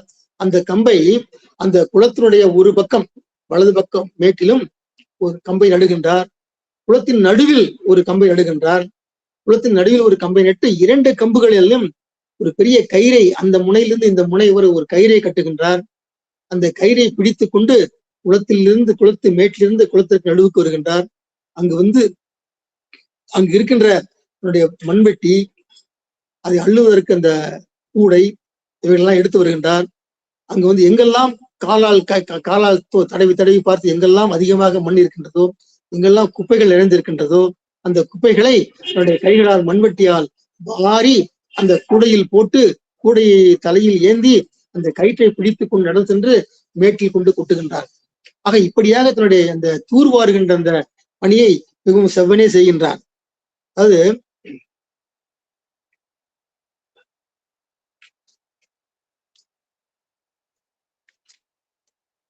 இந்த சேக்கிழாத்தினுடைய பாடல்ல சொல்றாரு, செங்கண் விடையார் திருக்கோவில் புடபால் தீர்த்த குளத்தின் பாங்கு எங்கும் அமணர் பாழிகளாய் இடத்தார் குறைபாடு எய்தலால் அங்கந்து நிலைமை தன்னை தாண்டி அங்கு அந்த நிலைமை தன்னை தண்டியடிகள் அறிந்து ஆதரவால் இங்கு நான் இக்குளம் பெருக்க கல்ல வேண்டும் என்று எழுந்தார். இங்கு நான் இக்குளம் பெருக கல்ல வேண்டும், இந்த குளம் நன்றாக வளர்ந்து செழிக்க கல்ல வேண்டும், தோண்ட வேண்டும் என்று நினைப்பதாக சேக்கிழார் பெருமான் தன்னுடைய பாடலில் சொல்கின்றார். சோ அப்படி அவர் முயல்கின்றார். அந்த வேலையை அவர் செய்து கொண்டிருக்கின்றார், தொடர்ந்து செய்கின்றார். ஒரு நாள் இல்ல, 2 நாள் இல்ல, பல நாள் அதை செய்து செய்து கொஞ்சம் கொஞ்சமாக அந்த குளத்தினுடைய அழுக்கையெல்லாம் எடுக்கின்றார், தூசிகளை எல்லாம் அப்புறப்படுத்துகின்றார். இவரே பார்த்து பார்த்து அதை பார்த்து ஆனந்தப்படுகின்றார். ஆகா, நம்மால் இந்த குளம் தூர்வாரப்படுகின்றது என்று தன்னைத்தானே தேற்றிக் கொள்கின்றார். நம்முடைய வேலை சிறந்ததா என்று எண்ணுகின்றார். ஒவ்வொரு முறையும் செய்யும் பொழுது 5 மந்திரத்தை மறவாமல் சொல்லுகின்றார். சொல்லிக்கொண்டே அந்த வேலை செய்கின்றார். அப்பொழுதுதான் இந்த ஒரு சம்பவம் நடக்கின்றது. அங்கு குழுமி இருக்கின்ற சமணர்கள் எல்லாம் நம்முடைய தண்டியர்களிடம் வருகின்றார்கள். வந்து, ஏன் உனக்கு கண்ணும் தெரியவில்லை, ஒன்றும் தெரியவில்லை, இந்த வேலை செய்யலாமா? இப்படி மண்ணையெல்லாம் நீ கல்லும் பொழுது, கல்லுனா தோண்டும் பொழுது, மண்ணையெல்லாம் நீ தோண்டும் பொழுது அதில் இருக்கின்ற உயிர்களுக்கெல்லாம் தீமை செய்வதாக ஆகிவிடாதா? அதில் இருக்கின்ற உயிரெல்லாம் துன்புறாதா? இப்படி எல்லாம் செய்யலாமா? இது நியாயமா, நீதியா என்று சமணர்கள் தங்களுக்கே உரிய பாணியில் சில கேள்விகளை கேட்கின்றார்கள். அதற்கு தண்டியடிகள் சொல்லுகின்றார், இது இறைவனுடைய தொண்டு, இறைவனுக்காக செய்கின்ற தொண்டு, திருக்குளத்திற்கு நான் செய்கின்ற தொண்டு, இறைவன் அத்தனையும் பார்த்துக் கொள்வார், எந்த ஒரு தீங்கும் நடக்காது, நீங்கள் உங்கள் வேலையை பாருங்கள் என்று சொல்லி மீண்டும் அதை தோண்ட ஆரம்பிக்கின்றார். அப்படி தோண்டும் பொழுதுதான் மீண்டும் மீண்டும் அந்த சமணர்கள் இவரை வந்து கிண்டல் பண்ணுகின்றார்கள், கேலி பண்ணுகின்றார்கள். இதெல்லாம் செய்தியே, உனக்கு கண்ணுதான் இல்லைன்னு பார்த்தோம், உனக்கு காது கூட கேட்காதா, உனக்கு காதும் கேட்காமல் போய்விட்டதா, நாங்கள் சொல்வது உனக்கு ஏறவில்லையா, உன்னுடைய மதியில் இது ஏறவில்லையா, நாங்கள் சொல்வதை கேள், இது உனக்கு தேவையில்லாத வேலையை நிறுத்திக்கொள் என்று சொல்ல அவர் முடியாது என்று சொல்ல மேலும் மேலும் வேலையை தொடர்கின்றார். அப்படி தொடரும் பொழுதுதான் என்ன செய்கின்றார்கள், ஒரு காலகட்டத்துல சமணர்கள் அவர் வைத்திருக்கின்ற மண்வெட்டி, அவர் கையில் இருக்கின்ற கூடை அத்தனையும் பிடுங்கி எறிகின்றார்கள். அவர் நட்டு வைத்திருக்கின்ற அந்த தறி இருக்கின்றது அல்லவா, கம்பு, அந்த கம்பையும் தூக்கி எறிகின்றார்கள். தூக்கி எறிந்து விட்டு மிகவும் கோபமாக அவரிடம் வாதிடுகின்றார்கள். அப்பொழுதுதான் தண்டியடிகள் அவர்கள் மிகவும் மனம் வேதனைப்பட்டு பெருமானிடம் முறையிடுகின்றார்.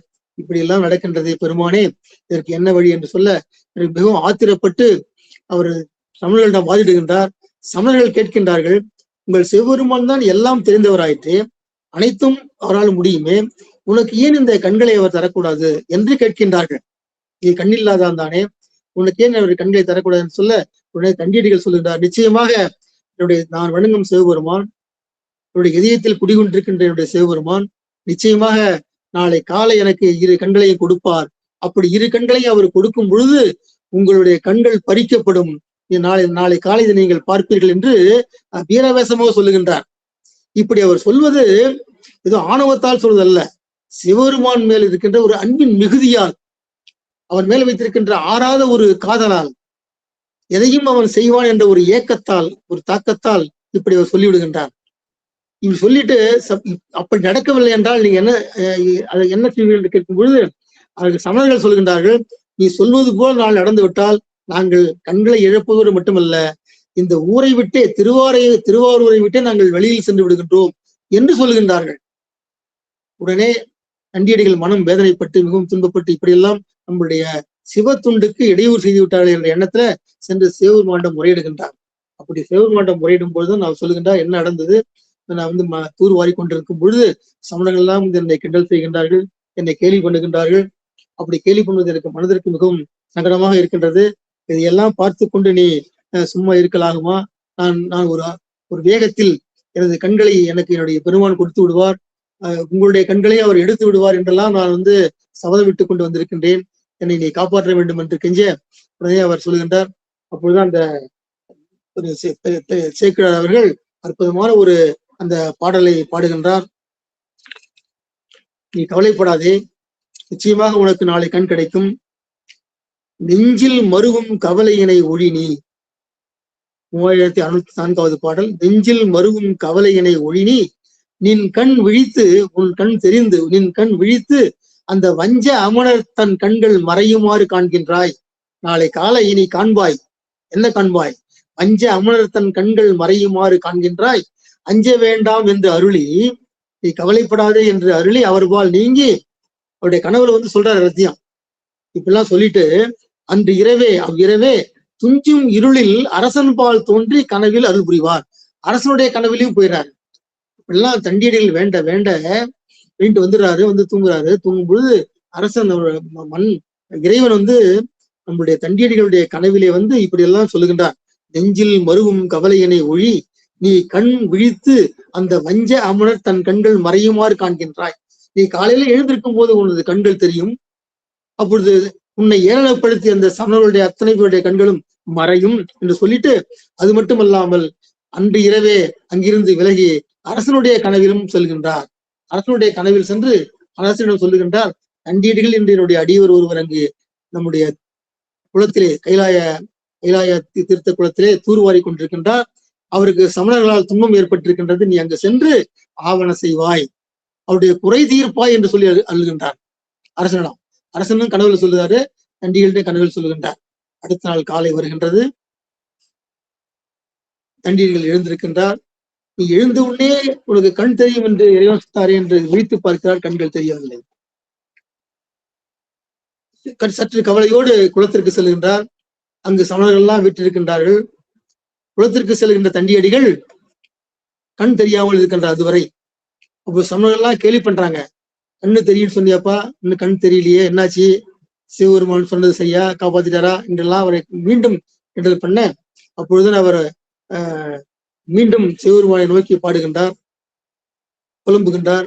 புலம்பி விட்டு அந்த குளத்திலே மூழ்கி எழுகின்றார். குளத்திலே மூழ்கி எழும்பொழுது அவருக்கு 2 கண்களும் தெரிகின்றன. சிவபெருமானுடைய விளையாடல் இங்குதான் மிகவும் உன்னிப்பாக கவனிக்க வேண்டிய ஒரு விஷயம். அப்ப என்ன சொல்லிட்டு அவர் இந்த குளத்துல முழுகாருன்னா, இந்த அடிமை சிவனுக்கு யான் எண்ணில், இந்த அடிமை சிவனுக்கு அடிமை என்பது உண்மையாக இருந்தால் இன்று என் கண் பெற்று வேந்தன் எதிரே திருவாரூர் விரைஞ்சும் சமணர் கண் இழப்பர். இது உண்மையானால், நான் சிவனுக்கு அடிமையானால் இன்று என்னுடைய கண் கிடைக்கட்டும், சமணனுடைய கண் போகட்டும், அரசன் இங்கு வரட்டும் என்று சொல்லி பாடிக்கொண்டே பேசிக்கொண்டே அவர் குளத்தில் மூழ்கின்றார். இந்த அடிமைக்கு சிவன் கண்ணை கொடுப்பான் என்ற நம்பிக்கையோடு குளத்தில் மூழ்குகின்றார், எழுகின்றார். அவருடைய கண்கள் தெரிகின்றன. சமணர்கள் கண்கள் ஒளி போகின்றன. சமணர்கள் கண்கள் கூடாகின்றன. பூமழை பொழிகின்றது. சமணர்கள் கண்களை இழந்து கலங்குகின்றார்கள். உடனே மன்னனும் அங்கு வந்து விடுகின்றான். அங்கு வந்த மன்னன் அவர்களை பார்த்து, நீங்கள் முன் ஒப்பியவாறு திருவாரூரை விடுத்து நீங்குமின் என்று கட்டளையிடுகின்றான். கண் தெரியாத சமணர்கள், கண்களை இழந்த சமணர்கள் குழியிலே விழுகின்றார்கள், நிலை தடுமாறுகின்றார்கள், கோல் இல்லை என்று புலம்புகின்றார்கள், வழி தெரியாமல் புதரில் விழுகின்றார்கள், அழியும் பொருளை வழிபட்டு வந்தோமே என்று அப்பொழுதுதான் அவர்கள் புலம்புகின்றார்கள், உண்மையை உணர்கின்றார்கள். உடுத்தி இருந்த பாய்களை இழக்கின்றார்கள், கையில் இருந்த பீலிகளை காணாது திகைக்கின்றார்கள், கைகால்கள் முறிய கல் மீது இடறி விழுகின்றார்கள், எதிரெதிரே ஒருவருக்கு ஒரு முட்டி கொள்ளுகின்றார்கள், மோதிக்கொள்ளுகின்றார்கள், கடைசியாக திருவாரூரை விட்டு நீங்குகின்றார்கள். அவள் நீங்கிய பிறகு மன்னன் அந்த தண்டியடிகளுடைய அந்த சிவத்தொண்டான குளத்தை தூர்வாரும் பணியை செப்பனிட்டு குளத்தை நன்றாக தூர்வாரி செம்மைப்படுத்தி குளத்தை தூய்மைப்படுத்துகின்றான். தண்டியடிகளை மிகவும் சிறப்பாக அந்த பணியிலே சேர்ந்து கொண்டு தானும் அதை செய்கின்றார். இப்போ தண்டியடிகள் குளம் தூர்வாரப்பட்டது. தண்டியடிகள் செய்த பணியை அரசன் மேற்கொள்கின்றான். தண்டியடிகளுக்கு கண்கள் தெரிகின்றன. சிவபெருமான் வைத்திருந்த அந்த ஆர்வத்தால், இடைவிடாத வழிபாட்டால், உறுதியான ஒரு நோக்கத்தால், கலங்காத மனத்தால், சிவபெருமானுடைய கருணையினால் தண்டியடிகளுக்கு கண்கள் தெரிகின்றன. கண்கள் தெரிவது மட்டுமல்ல, அவருடைய அந்த தூய தொண்டும் நிறைவேறுகின்றது என்பதுதான் தண்டியடிகளுடைய அந்த கதை. ஆனா இப்ப தண்டியடிகளுடைய வரலாற்றை பார்த்தோம். தண்டியடிகள் வரலாறு மிக மிக ஒரு சிறிய வரலாறு. ஒரு கண் தெரியாதவர் தூர்வாருகின்றார் குளத்தை. சமணர்கள் இடர்பாடு கொடுக்கின்றார்கள். சமணர்கள் கொடுத்த இடர்பாடை அவர் மீறி சிவபெருமானை வேண்டி தன் கண்களை பெறுகின்றார். சமணர்களுக்கு கண்களை இழக்கின்றார்கள். அவர்கள் இந்த ஊரை விட்டு வெளியேறுகின்றார்கள். பிறகு குளமும் தூர்வாரப்படுகின்றது. இது கதை, இது வரலாறு. ஆனா இந்த தண்டியடிகள் வரலாறு மூலம் நாம் எதை தெரிந்து கொள்கின்றோம்? இந்த தண்டியடிகள் வரலாறு நமக்கு உணர்த்துகின்ற பாடம் என்ன? நமக்கு உணர்த்துகின்ற குறிக்கோள் என்ன? அதனால் நாம் உணர வேண்டிய நோக்கம் என்ன என்பதை சற்று ஆராய்வோம். தண்டியடிகள் விரைவிலேயே கண் இழந்தவர். அப்பதான் சொல்ற, இவரை பற்றி தெரிவிக்க வந்த இந்த நம்மளுடைய சுந்தரர் அவர் நாட்டமிகு தண்டிக்குன்னு சொல்றாரு. முதல்ல ஏற்கனவே சொல்லிட்டேன். ஆக இந்த முகக்கண்ணால் மட்டுமல்ல, அகக்கண்ணால் பார்ப்பது மட்டும் ஒருவருக்கு பயன் தராது. அகக்கண் கொண்டு அனைத்தையும் நோக்குவது, அகக்கண்ணை கொண்டு முகக்கண்ணால் பார்ப்பது மட்டும் ஒருவருக்கு பயன் தராது. அகக்கண்ணை கொண்டு அனைத்தையும் நோக்க வேண்டும், அதுவே சால சிறந்தது. அகக்கண் தான் ஒரு அற்புதமாக காட்டுகின்ற ஒரு கால கண்ணாடி என்பதை நாம் புரிந்து கொள்ள வேண்டும். புறக்கண்ணால் பார்க்கலாம், ஆனால் அகக்கண்ணால் ஆராய வேண்டும். ஆராய்ந்து ஆராய்ந்து ஆராய்ந்து சிவத்துண்டில் தம்மை ஈடுபடுத்திக் கொள்ள வேண்டும். முகத்திற்கு கண் கொண்டு காண்கின்ற மூடர்கள் அகத்திற்கு கண் கொண்டு காண்பதே ஆனந்தம் என்று அழகாக திருமூலர் பாடுகின்றார். அந்த திருமூலர் பாட்டை நாம் நினைவில் வைத்துக் கொள்ள வேண்டும். முகத்திற்கு கண் கொண்டு காண்கின்ற மூடர்கள் அகத்திற்கு கண் கொண்டு காண்பதே ஆனந்தம். அந்த ஆனந்தத்தை அனுபவித்தவர் தண்டியடிகள். அந்த தண்டியடிகள் அனுபவித்த அனுபவத்தை நாமும் அகத்தின் மூலம் கண்டு அனுபவிக்க வேண்டும் என்பது என்னுடைய நோக்கம். அப்புறம் சிவபெருமானுடைய திருத்தொண்டில உறுதியும் ஊக்கமும் கொண்டிருந்தார் நம்முடைய தண்டியடிகள் அவர்கள். அப்ப அவருக்கு அவருடைய அந்த சிவ தொண்டின் பொழுது அவருக்கு முழுக்க முழுக்க அவருடைய உடனாய் இருந்து அவருடனே இருந்து ஊக்கமளித்தது 5 எழுத்து மந்திரம் தான். எங்கு சென்றாலும் வேலை ஆரம்பிக்கும் போதும் வேலை துவங்கும் போதும் வேலை முடியும் வரை தொடர்ந்து அந்த 5 எழுத்து மந்திரத்தை ஓதிக்கொண்டே இருந்தார். அந்த 5 எழுத்து மந்திரத்தை ஓதும் பொழுது வேறு எந்த ஒரு கேடும் வராது என்பதை நாம் தெரிந்து கொள்ள வேண்டும். அது வேத இருதயம் சொல்லாங்க. அது 5 எழுத்து மந்திரம். அதுக்கப்புறம் இந்த 5 எழுத்தை ஓதுபவர்கள் எல்லா நலங்களையும் ஒருங்கே பெறுவார்கள். 5 எழுத்து மந்திரத்தை ஓதுவது என்பது ஒரு சாதாரண விஷயம் அல்ல. அது ஓதுவதற்கே நாம் எல்லாம் கொடுத்து வைத்திருக்க வேண்டும். 5 எழுத்து மந்திரத்தை ஓதுபவர்கள் எல்லா நலங்களையும் பெறுவார்கள். நிக்கிரக அணுக்கிரக ஆற்றல் பெறுவார்கள். ரொம்ப முக்கியமான விஷயம். நிக்கிரக அணுக்கிரக ஆற்றல் பெறுவார்கள். அணுக்கிரக ஆற்றல் பெறுவது என்றால் பாசிட்டிவா நல்லதை செய்கின்ற, நல்லதை எண்ணுகின்ற, உனக்கு அவருடைய அணுக்கிரகம் கிடைக்கும்பா, அவருடைய பார்வை உண்மையில் கிடைக்கும்பான்னு சொல்ற அந்த அணுக்கிரக ஆற்றல் பெறுவார்கள். நிக்கிரக ஆற்றல் என்றால் தேவையில்லாத அழிக்கின்ற ஆற்றலையும் பெறலாம். எப்போ? 5 எழுத்தை ஓதும் பொழுது, 5 எழுத்தை ஓதுவதற்கு கிடைக்கின்ற அனுகூலங்கள் இவைகள் எல்லாம். அதனால்தான் 5 எழுத்தை ஓதி ஓதி ஓதி சிவபெருமானிடம் அன்பு செலுத்திய தண்டியடிகளுக்கு கண்களை பெற முடிந்தது. தன்னுடைய கண்களை பெற முடிந்தது. சிவனிந்தை புரிந்தவருடைய கண்களை விளக்கவும் முடிந்தது. முக்கியமா கவனிக்க வேண்டிய ஒரு பாயிண்ட். ஏதோ சிவனந்தை புரிந்தவருடைய கண்களை விளக்குறது ஒரு பெரிய பாவனை எடுத்துக்க வேண்டாம்.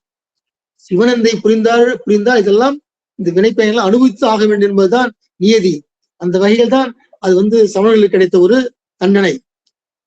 அடுக்கன் கீழ் கிடைக்கினும் அருளினால் முற்ற நடுக்கத்தை கெடுப்பது நமச்சிவாயமே, நலமிக கொடுப்பது நமச்சிவாயமே. நமச்சிவாய என்ற 5 எழுத்து மந்திரம் நடுக்கத்தை கெடுக்கும், நலத்தை கொடுக்கும் என்பதுதான் உண்மை. அப்பர் சொன்னது போல. ஆக அதுக்கப்புறம் இந்த திருக்குளம் எடுத்தல் அப்படிங்கிறது ஒரு முக்கியமான பாயிண்ட். இன்னைக்கு பாத்தீங்கன்னாக்க எல்லா இடத்துலயும் அரசாங்கமே தூர்வாருகின்ற ஒரு நிலையை ஏற்படுத்தி இருக்கின்றது.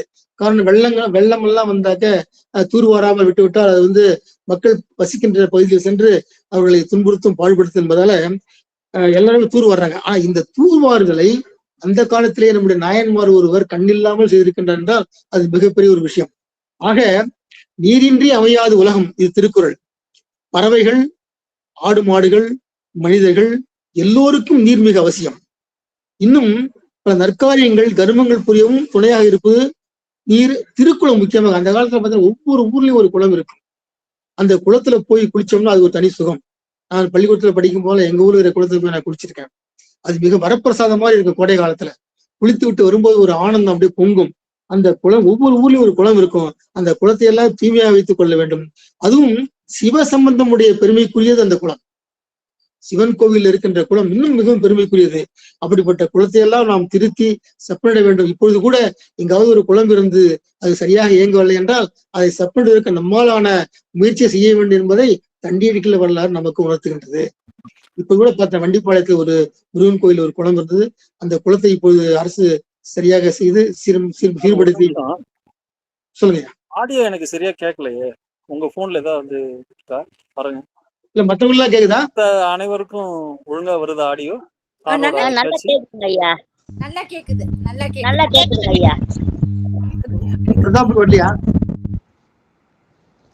சரி, தொடருங்க நீங்க. நான் பாக்குறேன். என்னுடைய கைபேசியில ஏதாவது பிரச்சனையா இருக்கும். எல்லாரும் கேக்குதா? சரியா. ஆக இப்படி குளத்தை செம்மைப்படுத்தி வைக்க வேண்டும் என்பது இதனால் நாம் அறிகின்ற ஒரு அற்புதமான ஒரு கருத்தாகும். அப்புறம் திருப்பணிக்கு இடர் புரிவது பெரும்பாகும். இதுல நாம் தண்டியடிகள் வரலாறு நாம் தெரிந்து கொள்ள வேண்டியது முக்கியமான விஷயம்.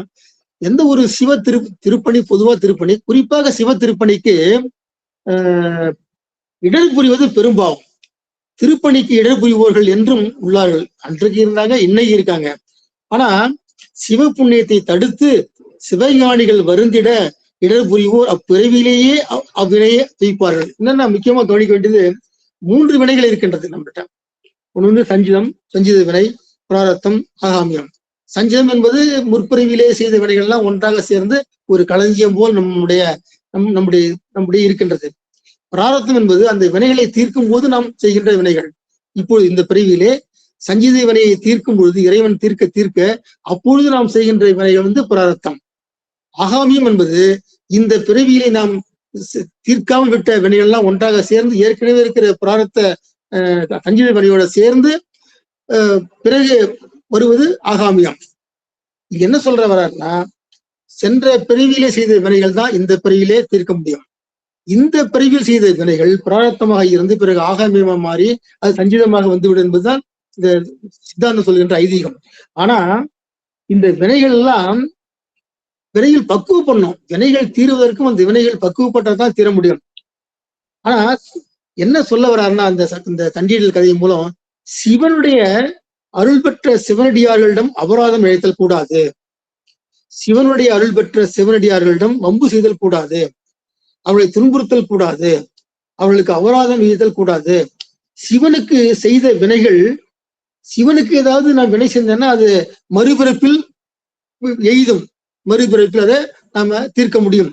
ஆனால் சிவன் அடியார்களுக்கு செய்த தீவினைகள் அப்பிறவிலேயே எய்தும். இதுதான் முக்கியமான ஒரு பாயிண்ட். அது பிராரத்தமாகி பிறகு ஆகாமியா மாறாது. அந்த பிறவியிலேயே அப்பொழுதே தீர்வு என்பதுதான் தண்டியடிகள் நமக்கு கொடுத்த வரலாறு கொடுத்த ஒரு மிகச்சிறந்த ஒரு கருத்து. என்னன்னு கேட்டீங்கன்னாக்க, அந்த இவங்க சிவனடிய தமிழர்கள் அவருக்கு தீங்கு விளைவித்தார்கள், அவர்களுக்கு இடர் கொடுத்தார்கள், அவருடைய திருக்குளத்தை கல் தோண்டுகின்ற அந்த தூர்வாருகின்ற பணிக்கு இடர்களாக இருந்தார்கள். அவர்கள் செய்த அந்த தீவினைக்கு இந்த பிறவியிலேயே அவர்களுக்கு கண் போனது. அதற்காக அடுத்த பிறவி வரை அவர் வெயிட் பண்ண வேண்டாம் அப்படிங்கிறதா ரொம்ப ஒரு முக்கியமான பாயிண்ட். என்ன தெரியவதுனாக்க, எந்த ஒரு விஷயத்தையும் நம்ம தீர ஆராய்ந்து நல்லதையே செய்ய வேண்டும்.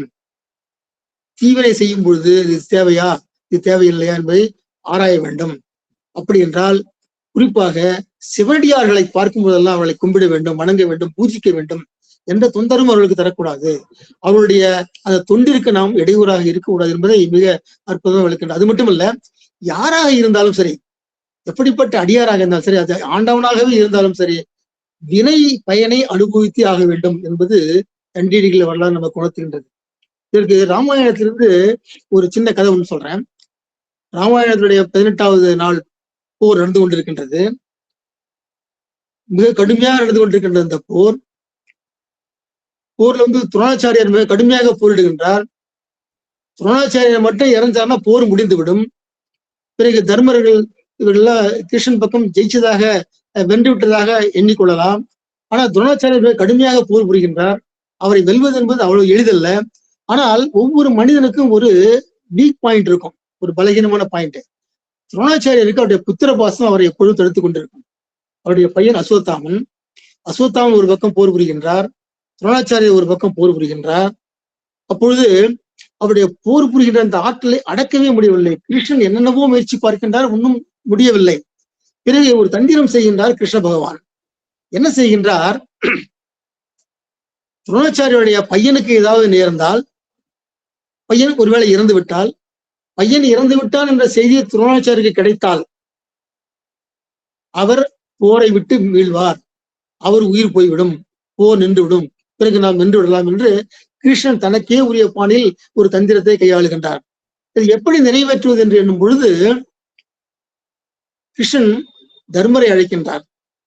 தர்மரை அழைத்து, நீதான் சரியான ஆள், நீ அஸ்வத்தாமன் ஒரு பக்கம் போரிட்டுக் கொண்டிருக்கின்றான், அஸ்வத்தாமன் இறக்கப் போவதில்லை, ஆனால் அஸ்வத்தாமன் இறந்து விட்டான் என்று சொல். யார்? துரோணாச்சாரியர் காதலை கேட்கும்படி சொல். ஏன்னா நீ சொன்னாதான் அவர் நம்புவார், வேற யார் சொல்ல நம்ப மாட்டார். தர்மர் சொல்வதை மட்டும்தான் துரோணாச்சாரியர் நம்புவார். நீ பொய் சொல்ல வேண்டாம். அஸ்வத்தாமனுடைய யானை இப்போது இறந்து விட்டது. அஸ்வத்தாமன் என்ற பெயருடைய யானை ஒன்று இப்போது இறந்து விட்டது. அது இறந்து விட்டதாக சொல்லும் பொழுது அஸ்வத்தாமன் என்ற வேகமா சொல்லிட்டு என்கின்ற யானையை மிகவும் உள்ளமாக சொல்லிட்டு இறந்து விட்டது என்பதை மீண்டும் வேகமாக இந்த யானை என்பது மட்டும் வெளியில் கேட்கக்கூடாது, ஆனா சொல்லணும் அஸ்வத்தாமன் இறந்து விட்டான், அஸ்வத்தாமன் என்கின்ற யானை இறந்து விட்டது என்று சொல்கின்றார். தர்மர் முதலில் அதற்கு மறுப்பு தெரிவிக்கின்றார். இப்படிப்பட்ட என் தர்மன் என்ற பெயரை வைத்துக் கொண்டு இப்படி நான் ஒரு பொய் சொல்லலாமா என்கின்றார். சமயங்கள்ல அதெல்லாம் பார்க்க கூடாதுப்பா, போர்க்களத்துல ஒப்பாரிக்கு இடமில்லை, செஞ்சாதான் நம்ம ஜெயிக்க முடியும் என்று சொல்லும் பொழுது வேறு வழி இல்லாமல் தர்மரும் அதை சொல்லுகின்றார். தர்மர் சொல்ல அது துரோணாச்சாரியர் காதில் விழ துரோணாச்சாரியர் பதறி அடித்துக் கொண்டு வருகின்றார். எங்கே அஸ்வத்தாமன் என்று சொல்லும் பொழுது அஸ்வத்தாமன் வேறு இடத்தில் போர் புரிந்து கொண்டிருக்கின்றார். ஆனா இவர் துரோணாச்சாரியர் அங்கு போரிலே கொல்லப்படுகின்றார். பிறகு போரில் தர்மர்கள் வெற்றி பெறுகின்றார்கள். இது கதை. இது என்னன்னு கேட்டீங்கன்னா, இதுல என்ன நடந்ததுனாக்க, 2 பேர் 2 தீவினை செய்திருக்கின்றார்கள். ஒன்று கிருஷ்ண பகவான் தர்மரை பொய் சொல்ல சொல்லி இருக்கின்றார், அது ஒரு தீவினை. இரண்டாவதாக தர்மர் பொய் சொல்லி இருக்கின்றார், அது ஒரு தீவினை. ஆக இவர்களுக்கு இந்த தீவினைக்கு பலனை இறைவன் உடனே கொடுக்கின்றார். என்ன கொடுக்கின்றார் சொன்னால், அப்பதான் சொன்ன யாரு செய்தாலும் வினை பயனை அடைந்தே தீர்வார்கள், அது தப்பிக்க முடியாது என்பதற்கு ஒரு மிகச்சிறந்த ஒரு உதாரணம். கிருஷ்ண பகவானுடைய தேர், பகவான் அல்லவா, கிருஷ்ண பகவானுடைய தேர் எப்போதுமே பூமியிலிருந்து 1 அடி மேலேயே செல்லும். தேர் சக்கரம் மண்ணில் படாமல் 1 அடி மேலேயே செல்லும் பொழுது அது மிக வேகமாக செல்லும், பறக்கும் அவருடைய தேர். ஆனால் இந்த பொய்யை சொல்லிய பிறகு, இப்படிப்பட்ட ஒரு செய்த பிறகு அடுத்த கணமே அவருடைய தேர் தரையில் பட்டு தரையிலிருந்து ஊற ஆரம்பித்தது. அது அவருக்கு கிடைத்த ஒரு தண்டனை. தர்மர் சொன்ன பொய்க்காக அவருக்கு என்ன தண்டனை கிடையாது தெரியுமா? அவருக்கு என்ன தண்டனை, அவர் மரணம் அடைந்த பிறகு தர்மர் தர்ம பகவான் தர்மர் எங்க போனோம்? சொர்க்கத்திற்கு போக வேண்டும். சொர்க்கத்திற்கு போவதுதான் அவருக்கு இடப்பட்ட ஒரு நீதி, அவருக்கு கிடைக்கப்பட்ட ஒரு வினை பயன். ஆனா இந்த ஒரு பொய் சொன்னதால தர்மர் இறந்த பிறகு அவர் சொர்க்கத்திற்கு போகும் பொழுது நேராக சொர்க்கத்திற்கு போகாமல் நரகத்தின் வழியாக அவர் அழைத்து செல்லப்பட்டார். நரகத்தின் வழியாக நரகத்தில் மக்கள் படுகின்ற இடர்பாடுகள்லாம் பார்த்து கொண்டு சகித்து கொண்டு துன்பப்பட்டு துயரப்பட்டு கண்களில் கண்ணீர் சிந்த அதை பார்த்து கொண்டே அவர் சொர்க்கத்திற்கு போனார் என்று இந்த ராமாயணம் சொல்லுகின்றது. எதற்கு சொல்லுகிறேன் சொன்னால், எப்படிப்பட்டவனாக இருந்தாலும், எப்படிப்பட்ட பகவானாக இருந்தாலும், மனிதர்களாக இருந்தாலும் வினை பயனிலிருந்து தப்பிக்கவே முடியாது. அந்த வகையில் தான் இந்த வினை பயன் என்பது மிக மிக முக்கியமானது என்று சொல்றேன். அடுத்தபடியாக சிவனை எதிர்த்து கூட நாம் உய்யலாம், ஆனால் சிவ ஞானிகளை எதிர்த்து உய்வது ரொம்ப கடினம். அதான் விரண்மண்டர் கதை சொல்லுகின்றது. சிவன் அடியார்களை பகைத்துக் கொண்டால் அவர்களுடைய சாபத்திற்கு ஆளாகுவது மிக மிக துயரமான ஒரு சம்பவம், அதிலிருந்து மீள முடியாது. அதாவது எப்படின்னாக்க, சிவனை சூரியனுக்கும் சூரிய கதிர்களுக்கும் சிவன் அடியார்களை இந்த நோய் மணலுக்கும் ஒப்பிடுகிறார் வாரியார் சுவாமிகள். சிவபுராணத்தில் வாரியார் சுவாமிகள் தான் எழுதிய இந்த பெரிய புராணத்தை சொல்லுகின்றார். சிவனை கதிரவனுடைய அந்த ஒளி கற்றைகளுக்கும் கதிரவனுடைய ஒளி கற்றைகளுக்கும் சிவன் அடியார்களை கீழே இருக்கின்ற அந்த நோய் மணலுக்கும் ஒப்பிடுகின்றார். என்ன சொல்ல வர்றாருன்னா, கதிரவன் முன்னே மணிக்கணக்காக நிற்கலாம் கடும் வெயில். கதிரவனை பார்த்து கொண்டு கதிரவன் முன்னே மணிக்கணக்காக நிற்கலாம். ஆனால் கதிரவனுடைய அருள் பெற்ற, கதிரவனுடைய ஒளிக்கதிர் பெற்ற அந்த நோய் மணல் இருக்கின்றதோ மணல், அவர்கள்தான் சிவனடியார்கள். அவர்களுடைய முன்பு ஒரு கணமும் நிற்க முடியாது, கால்களால் தாங்க முடியாது. அந்த அளவிற்கு கதிரவனை விட கதிரவன் ஒளி பெற்ற அந்த மணலுக்கு விகுதி அதிகம், ஈர்ப்பு அதிகம், கொடுக்கின்ற தண்டனை அதிகம். ஆக இப்படிப்பட்ட ஒரு சூழ்நிலையிலே நாம் சிவனை கூட பகைத்து கொண்டு வாழலாம், ஆனால் சிவனடியார்களை பகைத்து கொண்டு வாழ்வது என்பது இயலாத காரியம். எதுக்கு சொல்ல வர்றாருன்னா, ஏன் இவ்வளவு பயமுறுத்தாருன்னா, சிவனடியார்களை நாம் வணங்க வேண்டும், பூஜிக்க வேண்டும்.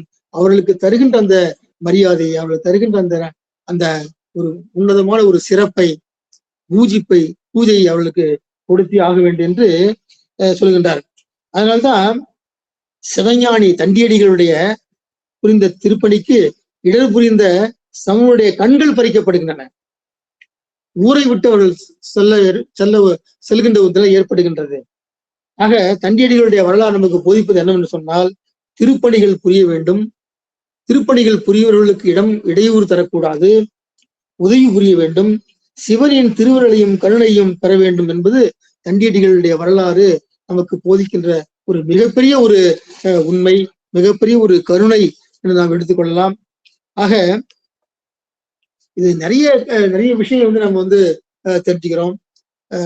இறைவனுடைய திருவருள் எப்பொழுதும் நமக்கு கிடைக்க வேண்டும்.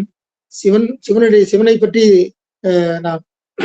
நாம் பூஜிக்க வேண்டும், தினமும் பூஜிக்க வேண்டும். சிவனன்று எதுவும் அசையாது என்பதை நாம் உணர வேண்டும். இப்படியெல்லாம் நல்ல பல நீதி கதைகளை நாம் தெரிந்து கொள்ள வேண்டும். இது ஒரு பாயிண்ட் சொல்லி நான் முடித்துக் கொள்கின்றேன். அதாவது, நாம் நல்லதை செய்தால் நம்மை அனைத்தும் காக்கும். நாம் கெடுதல் செய்யும் போது அந்த கெடுதல்கள் நாம் நல்லதை செய்யும் போது நம்மை அண்டுகின்ற கெடுதல்களுக்கு தான் கெடுதல் ஏற்படும். நாம் நல்லதை செய்து கொண்டிருக்கும் பொழுது நம்மை அண்டுகின்ற கெடுதல்களுக்குத்தான் கெடுதல் நேரும் என்பதுதான் ஒரு உண்மை. இதுக்கு ஒரு மிகச்சிறந்த ஒரு உதாரணம் சொல்ல வேண்டும் என்று சொன்னால், சீதா தேவி மீது சந்தேகப்படுகின்றார்கள். அவள் நெருப்பிலே குதித்து தன்னுடைய கற்பை பரிசோதிக்க எண்ணுகின்றாள். நெருப்பிலே குதிக்கின்றாள். நெருப்பிலே குதிக்கும்போது, தீயிலே குதிக்கும் போது தீ சுடற்பட்டு ஐயோ ஐயோ என்று அலற வேண்டும். ஆனால் சீதாதேவி தீயிலே குதிக்கும் பொழுது அவள் கதறவில்லை. ஆனால் ஐயோ ஐயோ சுடுகின்றது என்று வேறு ஒரு இடத்திலிருந்து குரல் வருகின்றது. என்னவென்று பார்த்தால், அங்கு நெருப்பு தணல் அப்படி கொதிக்கின்றது. நெருப்பு தணல் அப்படி மண்டியிடுகின்றது, ஊழையிடுகின்றது. எனக்கு சுடுகிறது என்று நெருப்பு தணலுக்கு சுடுவதாக நெருப்பு தணல் அங்கு குதிக்கின்றது. நெருப்பு தணல் கதறுகின்றது, கத்துகின்றது. என்னன்னு பார்த்தாக்க, சீதாதேவிக்கு எதுவும் ஆகவில்லை. ஆனால் நெருப்புக்குத்தான் அங்கு கொதிக்கின்றது என்று சொன்னால், சீதாதேவி புனிதமற்றவள். சீதாதேவியை துன்புறுத்த வந்த நெருப்பு துன்புறுகின்றது. அந்த வகையில் தான் நல்லவர்களை துன்புறுத்த வருகின்ற அந்த துன்புறுத்தலே துன்புறுத்தலுக்கு ஆளாகும் என்ற மிகச்சிறந்த ஒரு உண்மையை தண்டியடிகள் வரலாறு நமக்கு உணர்த்துகின்றது. ஒவ்வொரு நாயன்மார்கள் வரலாறும் அப்படித்தான். ஒவ்வொரு நாயன்மார்கள் வரலாறும் ஒரு நல்ல செய்தியை விட்டு விட்டு சென்றிருக்கின்றன. அதை நாம் கடைபிடிக்க வேண்டும், அதனை பின்பற்ற வேண்டும். அதனை பின்பற்றி நாம் வழித்தேற வேண்டும், கடை தேற வேண்டும். சிவனே எல்லாம் என்ற எண்ணத்தோடு நாம் வாழ வேண்டும், உய்ய வேண்டும் என்று கூறி, இப்படிப்பட்ட அருமையான ஒரு வாய்ப்பு கிடைத்தமைக்கு நன்றி கூறி, நான் அதிக நேரம் எடுத்துக்கொண்டிருந்தால், சரியாக என்னுடைய பேச்சு அவ்வளவு தூரம் ஒரு சிறப்பாக அமையவில்லை என்றால் என்னை மன்னித்து எனக்கு அருள் புரியுமாறு கேட்டுக்கொண்டு, எல்லா புகழும் இறைவனுக்கே சேரும் என்று கூறிக்கொண்டு நன்றியோடு விடைபெறுகின்றேன். நன்றி, வணக்கம், வணக்கம், வணக்கம். சிவ அருமைங்கய்யா. நல்ல ஒரு சிறப்பு ஆற்றுனீங்க, எந்த குறையும் இல்லை. அதாவது எப்படி கொண்டு போகணும் அப்படின்னு. ஏன்னா தண்டியடிகளுடைய புராணம்லாம் சின்ன கதை தான் இருந்தாலும், அவர் வரலாறு தெரிஞ்சுக்கிறதுக்கு முன்னிட்டே நம்ம எப்படி பேசணும், அந்த எப்படி உணரணும், விரமண்ட நாயனார் மேல ஆரம்பிச்சு, அதுக்கப்புறம் நம்ம நம்பி ஆரூர் சுந்தரமூர்த்தி சுவாமியுடைய கதையை சொல்லி, தேவாசிரியமலை எதுக்கு இந்த திருத்தொண்ட புராணம் எப்படி வந்ததுன்ற வரலாறை அழகா எடுத்து சொன்னீங்க. அதுக்கப்புறம் அனுபாயசனுடைய வாழ்க்கை வரலாறு சொல்லி, அவருடைய சேக்கிழா பெருமானுடைய அப்பாவுடைய அந்த கருத்தையும் விளக்கம் எடுத்து கொடுத்து, அப்புறம் உத்தம சோழ பட்டம் பெற்றவருடைய விளக்கமும் கொடுத்து, அருள்மொழி தேவருடைய வரலாறு சொல்லி, சேக்கிழா பெருமான் திருத்தொண்ட புராணம் எப்படி வந்தது என்று அழகா எடுத்து சொன்னீங்க. அவரு சீவக சிந்தாமணி என்ற நூல்லே அப்படியே அவர் பற்று கொண்டு இருந்தாரு. அதுக்கப்புறம் அவர் 3 கேள்வி கேட்டு அதுக்கு பதில் தெரிஞ்சு சொல்லி, அதுக்கப்புறம் சேக்கிழாரால பெரிய புராணம் எப்படி உரைத்தார் அப்படின்ற வரைக்கும் எளிமையா அழகா சொல்லிட்டீங்கய்யா. ரொம்ப எப்படி கொண்டு போகணுமோ நல்லா சொன்னீங்க. பெரியானப்பட்ட அடியார்கள் பற்றி வரலாறு முதல்ல சொன்னீங்க. சேக்கிழாருடைய வரலாறு, அடியாருடைய வரலாறு, சிவபெருமானுடைய வரலாறு, இதெல்லாம் தெரிஞ்சுக்கிட்டா அடுத்தது எதை போகணும், அடுத்தது சிவபெருமானை பற்றி தெரிஞ்சாதான் நம்ம அடுத்த வரலாறுக்கு போக முடியுன்றதுனால அது ஒவ்வொரு பாயிண்டா எடுத்த விதம் ரொம்ப சிறப்புங்க, அழகு. அதுக்கப்புறம் சிவபெருமான வரலாறு, அவர் எப்படிப்பட்டவர், அவருடைய திருவிளையாடப்புறம் மண் சுமந்த படலம், அப்புறம் விலங்குகள்லாம் வழிபட்டது, ஒவ்வொரு ஊரா எடுத்து சொன்னீங்க. சிட்டுக்குருவி வழிபட்டது, கிளி வழிபட்டது, ஆமை, திருமால் வழிபட்டது, பசு, யானை, பறவை, நண்டு, சிலந்தி, வண்டு, கழுகு, மயில் அப்படின்ட்டு ஒவ்வொரு பாம்பு, ஈ, எறும்பு அப்படின்ட்டு ஒவ்வொரு விலங்குகளும் இறைவனை வந்து எப்படி பூஜித்திருக்காங்க. ஏன்னா நம்ம மனிதருக்கு மட்டும் தான் பூஜித்தை பற்றி சிறப்பா சொல்லிட்டு இருக்கோம். நம்ம இறைவன் மீது பக்தி செலுத்தும் மனிதர்களுக்கு சளைத்தவ அல்ல விலங்குகள்ன்ற மாதிரி அதையும் எடுத்து அழகா பொருத்தமா விளக்கமா எடுத்து சொன்னீங்க. நிறைய திருத்தலத்தை எடுத்து கொண்டு போயிட்டீங்க. ஒவ்வொரு திருத்தலத்தையும் நம்ம வகுத்து கொடுத்துட்டு அதுக்கப்புறம் தண்டியடிகளுடைய வரலாறுக்கு போனீங்க. சிவபெருமானுடைய சிறப்பு ரொம்ப அழகா எடுத்து சொன்னீங்க. நம்ம ஐயா எடுத்து ஒவ்வொருத்தையும் சொல்லி உணர்ந்திருக்கீங்க தான் நினைக்கிறேன். அந்த மாதிரி நீங்க அழகா எடுத்து வந்து விளக்கம் கொடுத்திருக்கீங்க. சிவபெருமானோட வரலாறு, கங்கையை பத்தி, அவருடைய ஆற்றல், அவருடைய சிறப்பு எல்லாமே விளக்கமா எடுத்து கொடுத்துட்டீங்க. ரொம்ப அருமை அருமை. அடுத்து தண்டியடிகள் புராணம். நாட்டகம் தண்டிக்கும் அடியார்க்கும் அடியன்ற கருத்தை எடுத்து விளக்கமா சொன்னீங்க. அது தண்டியடிகளுடைய நாயனார் புராணம் வந்து ரொம்ப சிறப்பான புராணம். யாருக்குமே உலகத்துல இருக்க உயிர்களுக்கு எல்லாருக்கும் ஒரு காலு கை இல்ல இப்படி நீ இருக்கும். ஆனா கண் இல்லாம இருக்க முடியாது. நம்மளால ஒரு வேலை செய்ய முடியாது. கண்ணில ஒருத்தவங்க உதவி நாடிதான் நம்ம வாழ்ந்து கொண்டிருக்கணும். அப்ப நாயன்மார் வரிசையில தண்டியடிகளும் ஒரு சிறப்பான ஒரு அடியார். எப்படி அவர் வணங்கினாரு? அவர் வந்து அந்த கோயில வந்து தூர் அடைஞ்சு போயிருக்கு. யார் காரணம்? சமணருக்கு தான் அதுக்கு காரணம். அதனால அவர் என்ன பண்ணிட்டு இத தூர் வாரி குளத்தை சுத்தப்படுத்தணும்னு செஞ்சாரு. அதுக்கு அவர் அங்க ஒரு கம்பம் நட்டுட்டு இங்க ஒரு கம்பம் நட்டு நடுவில் ஒரு கயிறை பிடிச்சு ஒவ்வொரு பாண்டா மண் எடுத்து அந்த தூரை வாரி கொண்டு சுத்தப்படுத்தினார். கோயில சிறப்பான ஒரு வரலாறு தான் அது. இதெல்லாம் நம்மளால செய்ய முடியுமானா கண்டிப்பா செய்ய முடியாது. ஒவ்வொரு நாயன்மாரும் வரலாறும் ஒரு சிறப்பு தான். அந்த அடியாருடைய பெருமையா அதான் இங்க அந்த மாதிரி 63 நாயன்மாருடைய வரலாறும் ரொம்ப சிறப்பு. 60 நாயன்மார்களும் சிறப்பான ஒரு கதை தான் நமக்கு சொல்லக்கூடிய வரலாறு. அதை எடுத்து ரொம்ப அழகா எடுத்து சொன்னீங்க. அந்த நெறியெல்லாம் சொல்லி முடிச்சுட்டு நாயன்மார் வரலாறு எல்லாம் அழகா எடுத்து சொல்லிட்டு அந்த நம்பிக்கைக்கு ஒரு உதாரணமா அழகா எடுத்து சொன்னீங்க. நம்பிக்கைன்னா அப்படி வைக்கணும் இறைவன். ஏன்னா மறுநாள் காலையில வந்து அவர் சொல்வாருன்றத விளக்கம் எடுத்து கொடுத்தீங்க இல்லையா? அருமை அருமை. உண்மையிலேயே நம்ம எல்லாரும் இறைவன் மேல நம்பிக்கை வைக்கணுங்க. அந்த நம்பிக்கை வச்சாதான் எல்லாமே நடக்கும் அப்படின்ற அந்த கருத்தை நம்ம தெரிஞ்சுக்கிட்டோம். எல்லாம் வந்து ஒரு காரியம் நடக்குன்னா கொஞ்ச நாள் ஒண்ணுமே நடக்கல அப்படின்னு சில கால தாமதம் ஆகும். எல்லாருக்கும் ஒரு கால தாமதம் ஆகும். என்ன காரணம்? நம்ம வினைப்பெயெல்லாம் மூட்டை மூட்டையா வச்சிருப்போம் இல்லையா? மலைமலையா கூச்சி வச்சிருக்க அந்த வினைப்பெயனால அனுபவிச்சுதான் ஆகணும். அதுக்கு ஒரு கால எல்லைக்கு மேல போனதான் எல்லாருக்கும் எல்லாம் கிடைக்கும். அப்போ ஒரு நம்பிக்கை வைக்கணும் என் பெருமான் மேல. அந்த மாதிரி நம்பிக்கை வைத்தாதான் எல்லாம் கிடைக்குன்ற மாதிரி அவர் நம்பிக்கை வச்சு வருவார். பெருமான் வந்து கனவுல சொல்லிட்டு போயிட்டாரு இல்லையா? சொன்ன பிற்பாடு மறுநாள் காலையில வந்து கண் பார்வை தெரியும் அப்படின்றது சொல்றாரு. அப்ப சமணர்களுக்கும் கண் பார்வை போயிடும். நீங்க என்ன பண்ணுவீங்க? நாங்க அந்த ஊரை விட்டே கிளம்பிடுவோம் அப்படின்ற விளக்கம் எடுத்து அழகா எடுத்து சொன்னீங்க. கடைசி முடிவு வந்து எல்லாருக்கும் அடுத்தவங்க பேச வாய்ப்பு கிடைக்கணும்ன்றதுனால நான் குறைவா சொல்றேன் ஐயா. ரொம்ப சிறப்பா வந்து அகக்கண்ணு. அவர் அகக்கண்ணாலேயே அவர் பூஜைப்படாரு. ஏன்னா 5 எழுத்து மந்திரத்தை சொல்லியேதான் அவர் எல்லா வேலையும் செய்தார். 5 எழுத்து மந்திரம் அவ்வளவு ஒரு சிறப்பான ஒரு மந்திரம். அதை சொல்லிதான் அவர் வழிபாடு பண்ணார். அதனாலதான் நம்ம எல்லா ஐயாவும் அதேதான் சொல்வார். 5 எழுத்து சொல்லுங்க, 5 எழுத்து எந்த நேரம் இடைவிடாமல் நீல நினைந்து அடியன்ற மாதிரி எப்பவுமே நினைத்துக்கிட்டே இருக்கணும். அந்த 5 எழுத்து மந்திரம் இரவும் பகலும் நின்றாலும் கிடந்தாலும் மின்றாலும் துயின்றாலும் விழித்தாலும் அப்படின்ற மாதிரி இந்த பாடல்ல பெரிய புராணம் பாடல்ல வர்ற மாதிரி எந்த நேரமும் நம்ம அந்த பஞ்சாட்சர மந்திரத்தை சொல்லிக்கிட்டே இருக்கணும். அதோட சிறப்பு வந்து இந்த நாயன்மார் வரலாறுல அழகா வருது. ரொம்ப அருமையான ஒரு கருத்தை எடுத்து ஐயா விளக்கம் கொடுத்தாரு. அப்புறம் அடுத்தது வந்து கடைசி முடிவு சொன்னீங்க இல்லையா? அதாவது திருப்பணி செஞ்சேன்னா நம்மளால செய்ய முடியிட்டாலும் அவங்களுக்கு அந்த இடரை கொடுக்க கூடாது. நம்மளால முடிஞ்சா உதவி புரியணும் இல்லையா? அந்த இடர் புரியக்கூடாது. சமணர்கள் அவருக்கு இடர் பண்ணாங்க இல்லையா? அதை எடுத்து விளக்கம் எடுத்து கொடுத்தீங்க ரொம்ப சிறப்பா. அப்புறம் ஒரு மண்ணு சிவஞானி வந்து அந்த கதிரவன் முன்னே மணிக்கணக்காக நின்றாலும் நமக்கு அவருடைய தாக்கம் வந்து கொஞ்சமா தான் இருக்கும். ஆனா கதிரவன் அருள்பட்ட அந்த நொய் மணலில நின்னா என்ன ஆகணும்? அதோட தாக்கம் அதிகமா இருக்கும். நிக்க முடியாது. நம்மளால ஒண்ணும் பண்ண கால் என்ன சூடு தாங்காது நம்மளால. அப்ப வந்து அதோட தாக்கம் வந்து அதிகமா இருக்கும் அப்படின்றது சொன்னீங்க. அப்புறம் ராமாயணத்தை சொல்லியாச்சு, மகாபாரதத்தை சொல்லிட்டாரு, சீதா தேவி கதையும் சொல்லிட்டீங்க. அருமை அருமை. எல்லா விளக்கமும் ரொம்ப அருமையா எடுத்து சொன்னீங்க.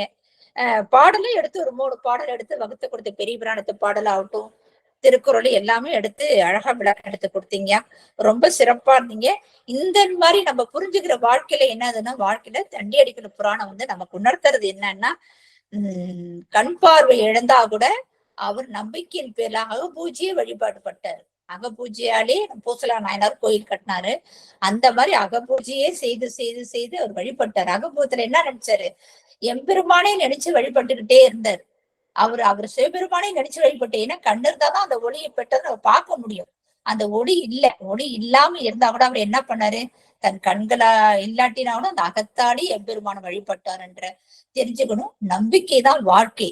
இந்த மாதிரி ஒவ்வொரு நாயன்மார்கள் மூலியமா நம்ம தெரிஞ்சுக்கக்கூடிய ஒரு பதிவு இது.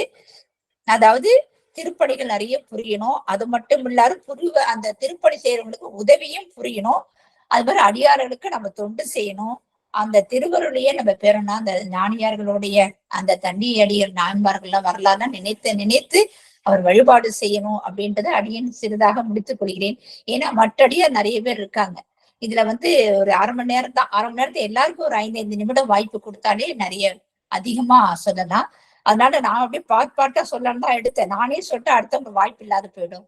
அதனால அனைத்து அடியார்களுக்கும் ஐயாவுக்கும் நம்ம ஏஷியன் குடும்பத்தை சார்பாக நன்றிகள் தெரிவித்துக் கொள்கிறேன். ஐயா ரொம்ப நன்றிங்கய்யா. இந்த அடியனையும் பொருட்படுத்தி நீங்க இந்த குடும்பத்துக்கு சிறப்பான முறையில, அதாவது எம்பெருமான் வகுத்து கொடுக்கறதாங்க. அடியனுக்கு எந்த விதமான, அடிக்கடி சொல்றது இதுதான், அடியார்கள் வரணும், இன்னைக்கு இந்த அடியார் பேசணும்ட்டு ஒரு நிமிஷம் கண்ண முடியும் அப்பா கொடுப்பா, யாராவது ஒரு அடியாரை கொடுப்பான்னு நினைச்சா உடனே ஒரு காட்சி கொடுப்பாரு, நீ இந்த அடியாரை ஏற்பாடு பண்ணிக்கோ அப்படின்ற மாதிரிதான் எனக்கு கிடைக்கும். அந்த மாதிரி வகையில இன்னைக்கு உங்களுக்கு இந்த வாய்ப்பு கிடைச்சதுங்கய்யா. ரொம்ப சிறப்பான முறையில் இறைவன் கருணையினால இன்னைக்கு தண்டியடிகள் புராணம் மிக மிக மிக அருமையாக எடுத்து எம்பெருமான் வகுத்து கொடுத்திருக்காரு. உங்களுக்கு நன்றிகள். ஏஷன் குடும்பத்து அடியார்களுக்கு சார்பாகவும் இங்க குழுமி இருக்கிற அத்தனை அடியார் சார்பான நன்றிகள் தெரிவித்துக் கொள்கிறேன் ஐயா. மீண்டும் மீண்டும் ஏதாவது ஒரு சொற்பொழிவு நீங்க வரலாம். உங்களுக்கு அப்பா அம்மா ஏதாவது சொற்பொழிவு நான் செய்யறேன் அப்படின்னு ஒரு பட்ஜெட்டே இருக்குதுங்க. நிறைய அடியார்கள் பேர் கொடுத்துருக்குறாங்க. அம்மா எனக்கு இந்த திருவாசர் ஒரு விளக்கம் எடுக்கிறேன், உந்தியாருக்கு விளக்கம் எடுக்கிறேன் அப்படின்னு நிறைய அடியார்கள் எனக்கு பேர் கொடுத்து வச்சிருக்கிறாங்க. ஏகப்பட்ட பேர் இருக்கு. ஆனா எல்லாருக்கும் வாய்ப்பு இருக்குமா என்னன்னு அந்த எம்பெருமான் தான் வகுத்து கொடுக்கணும். அந்த மாதிரி வழியில இன்னைக்கு தண்டி அடிகளுடைய நாயன்மார் புராணத்தை ரொம்ப அழகா எடுத்து சொன்னீங்க. அடியன் நீங்க எப்பொழுது வேணாலும் வரலாம். எப்பொழுது ஏதாவது ஒரு கருத்து எடுத்து நான் சொல்லணும்னு ஆசைப்படுறேன்னா கூட அடியன்ட்டு நீங்க சொல்லுங்க. உங்களுடைய கவிதை திறன் எல்லாம் இங்க கொண்டு வாங்க. ரொம்ப நன்றிங்கய்யா. சிவாய நம. கிரிஜா ரொம்ப நன்றிங்கம்மா. எனக்கு ஒரு வாய்ப்பு நீங்க கொடுத்ததுக்கு நான் தான் நன்றி சொல்லணும். இன்னும் ஒரே ஒரு பாயிண்ட், திருவாரூர் திருக்குளம் இருக்கு இல்லையா, கமலாலய திருக்குளம், அது அவருடைய இந்தியாவிலேயே இருக்கின்ற எல்லா கோயில்களிலும் இருக்கின்ற குளத்தை விட திருவாரூர் குளம் தான் மிக மிக பெரியது. இந்தியாவில் அத்தனை கோயில்கள் இருக்கிற குளத்தை விட திருவாரூர் குளம் 5 வேலி பரப்பளவு. 5 வேலின்றது கிட்டத்தட்ட 33 ஏக்கர், 1,35,1600 சதுரடி, 1,13,000 சதுரடி உள்ள ஒரு பெரிய குளம். இந்தியாவிலேயே மிகப்பெரிய திருக்குளம் திருவாரூர் குளம் என்பது ஒரு சிறப்புக்குரிய செய்தி. அதை நான் சொல்லி நினைச்சிட்டு இருந்தேன், இப்ப நான் சொல்லிடுறேன். நன்றிமா, நன்றி. ஆமாங்க இருக்கிற திருவாரூர் குளம் ரொம்ப அழகு, பெருசுதான். அது அடியார்கள்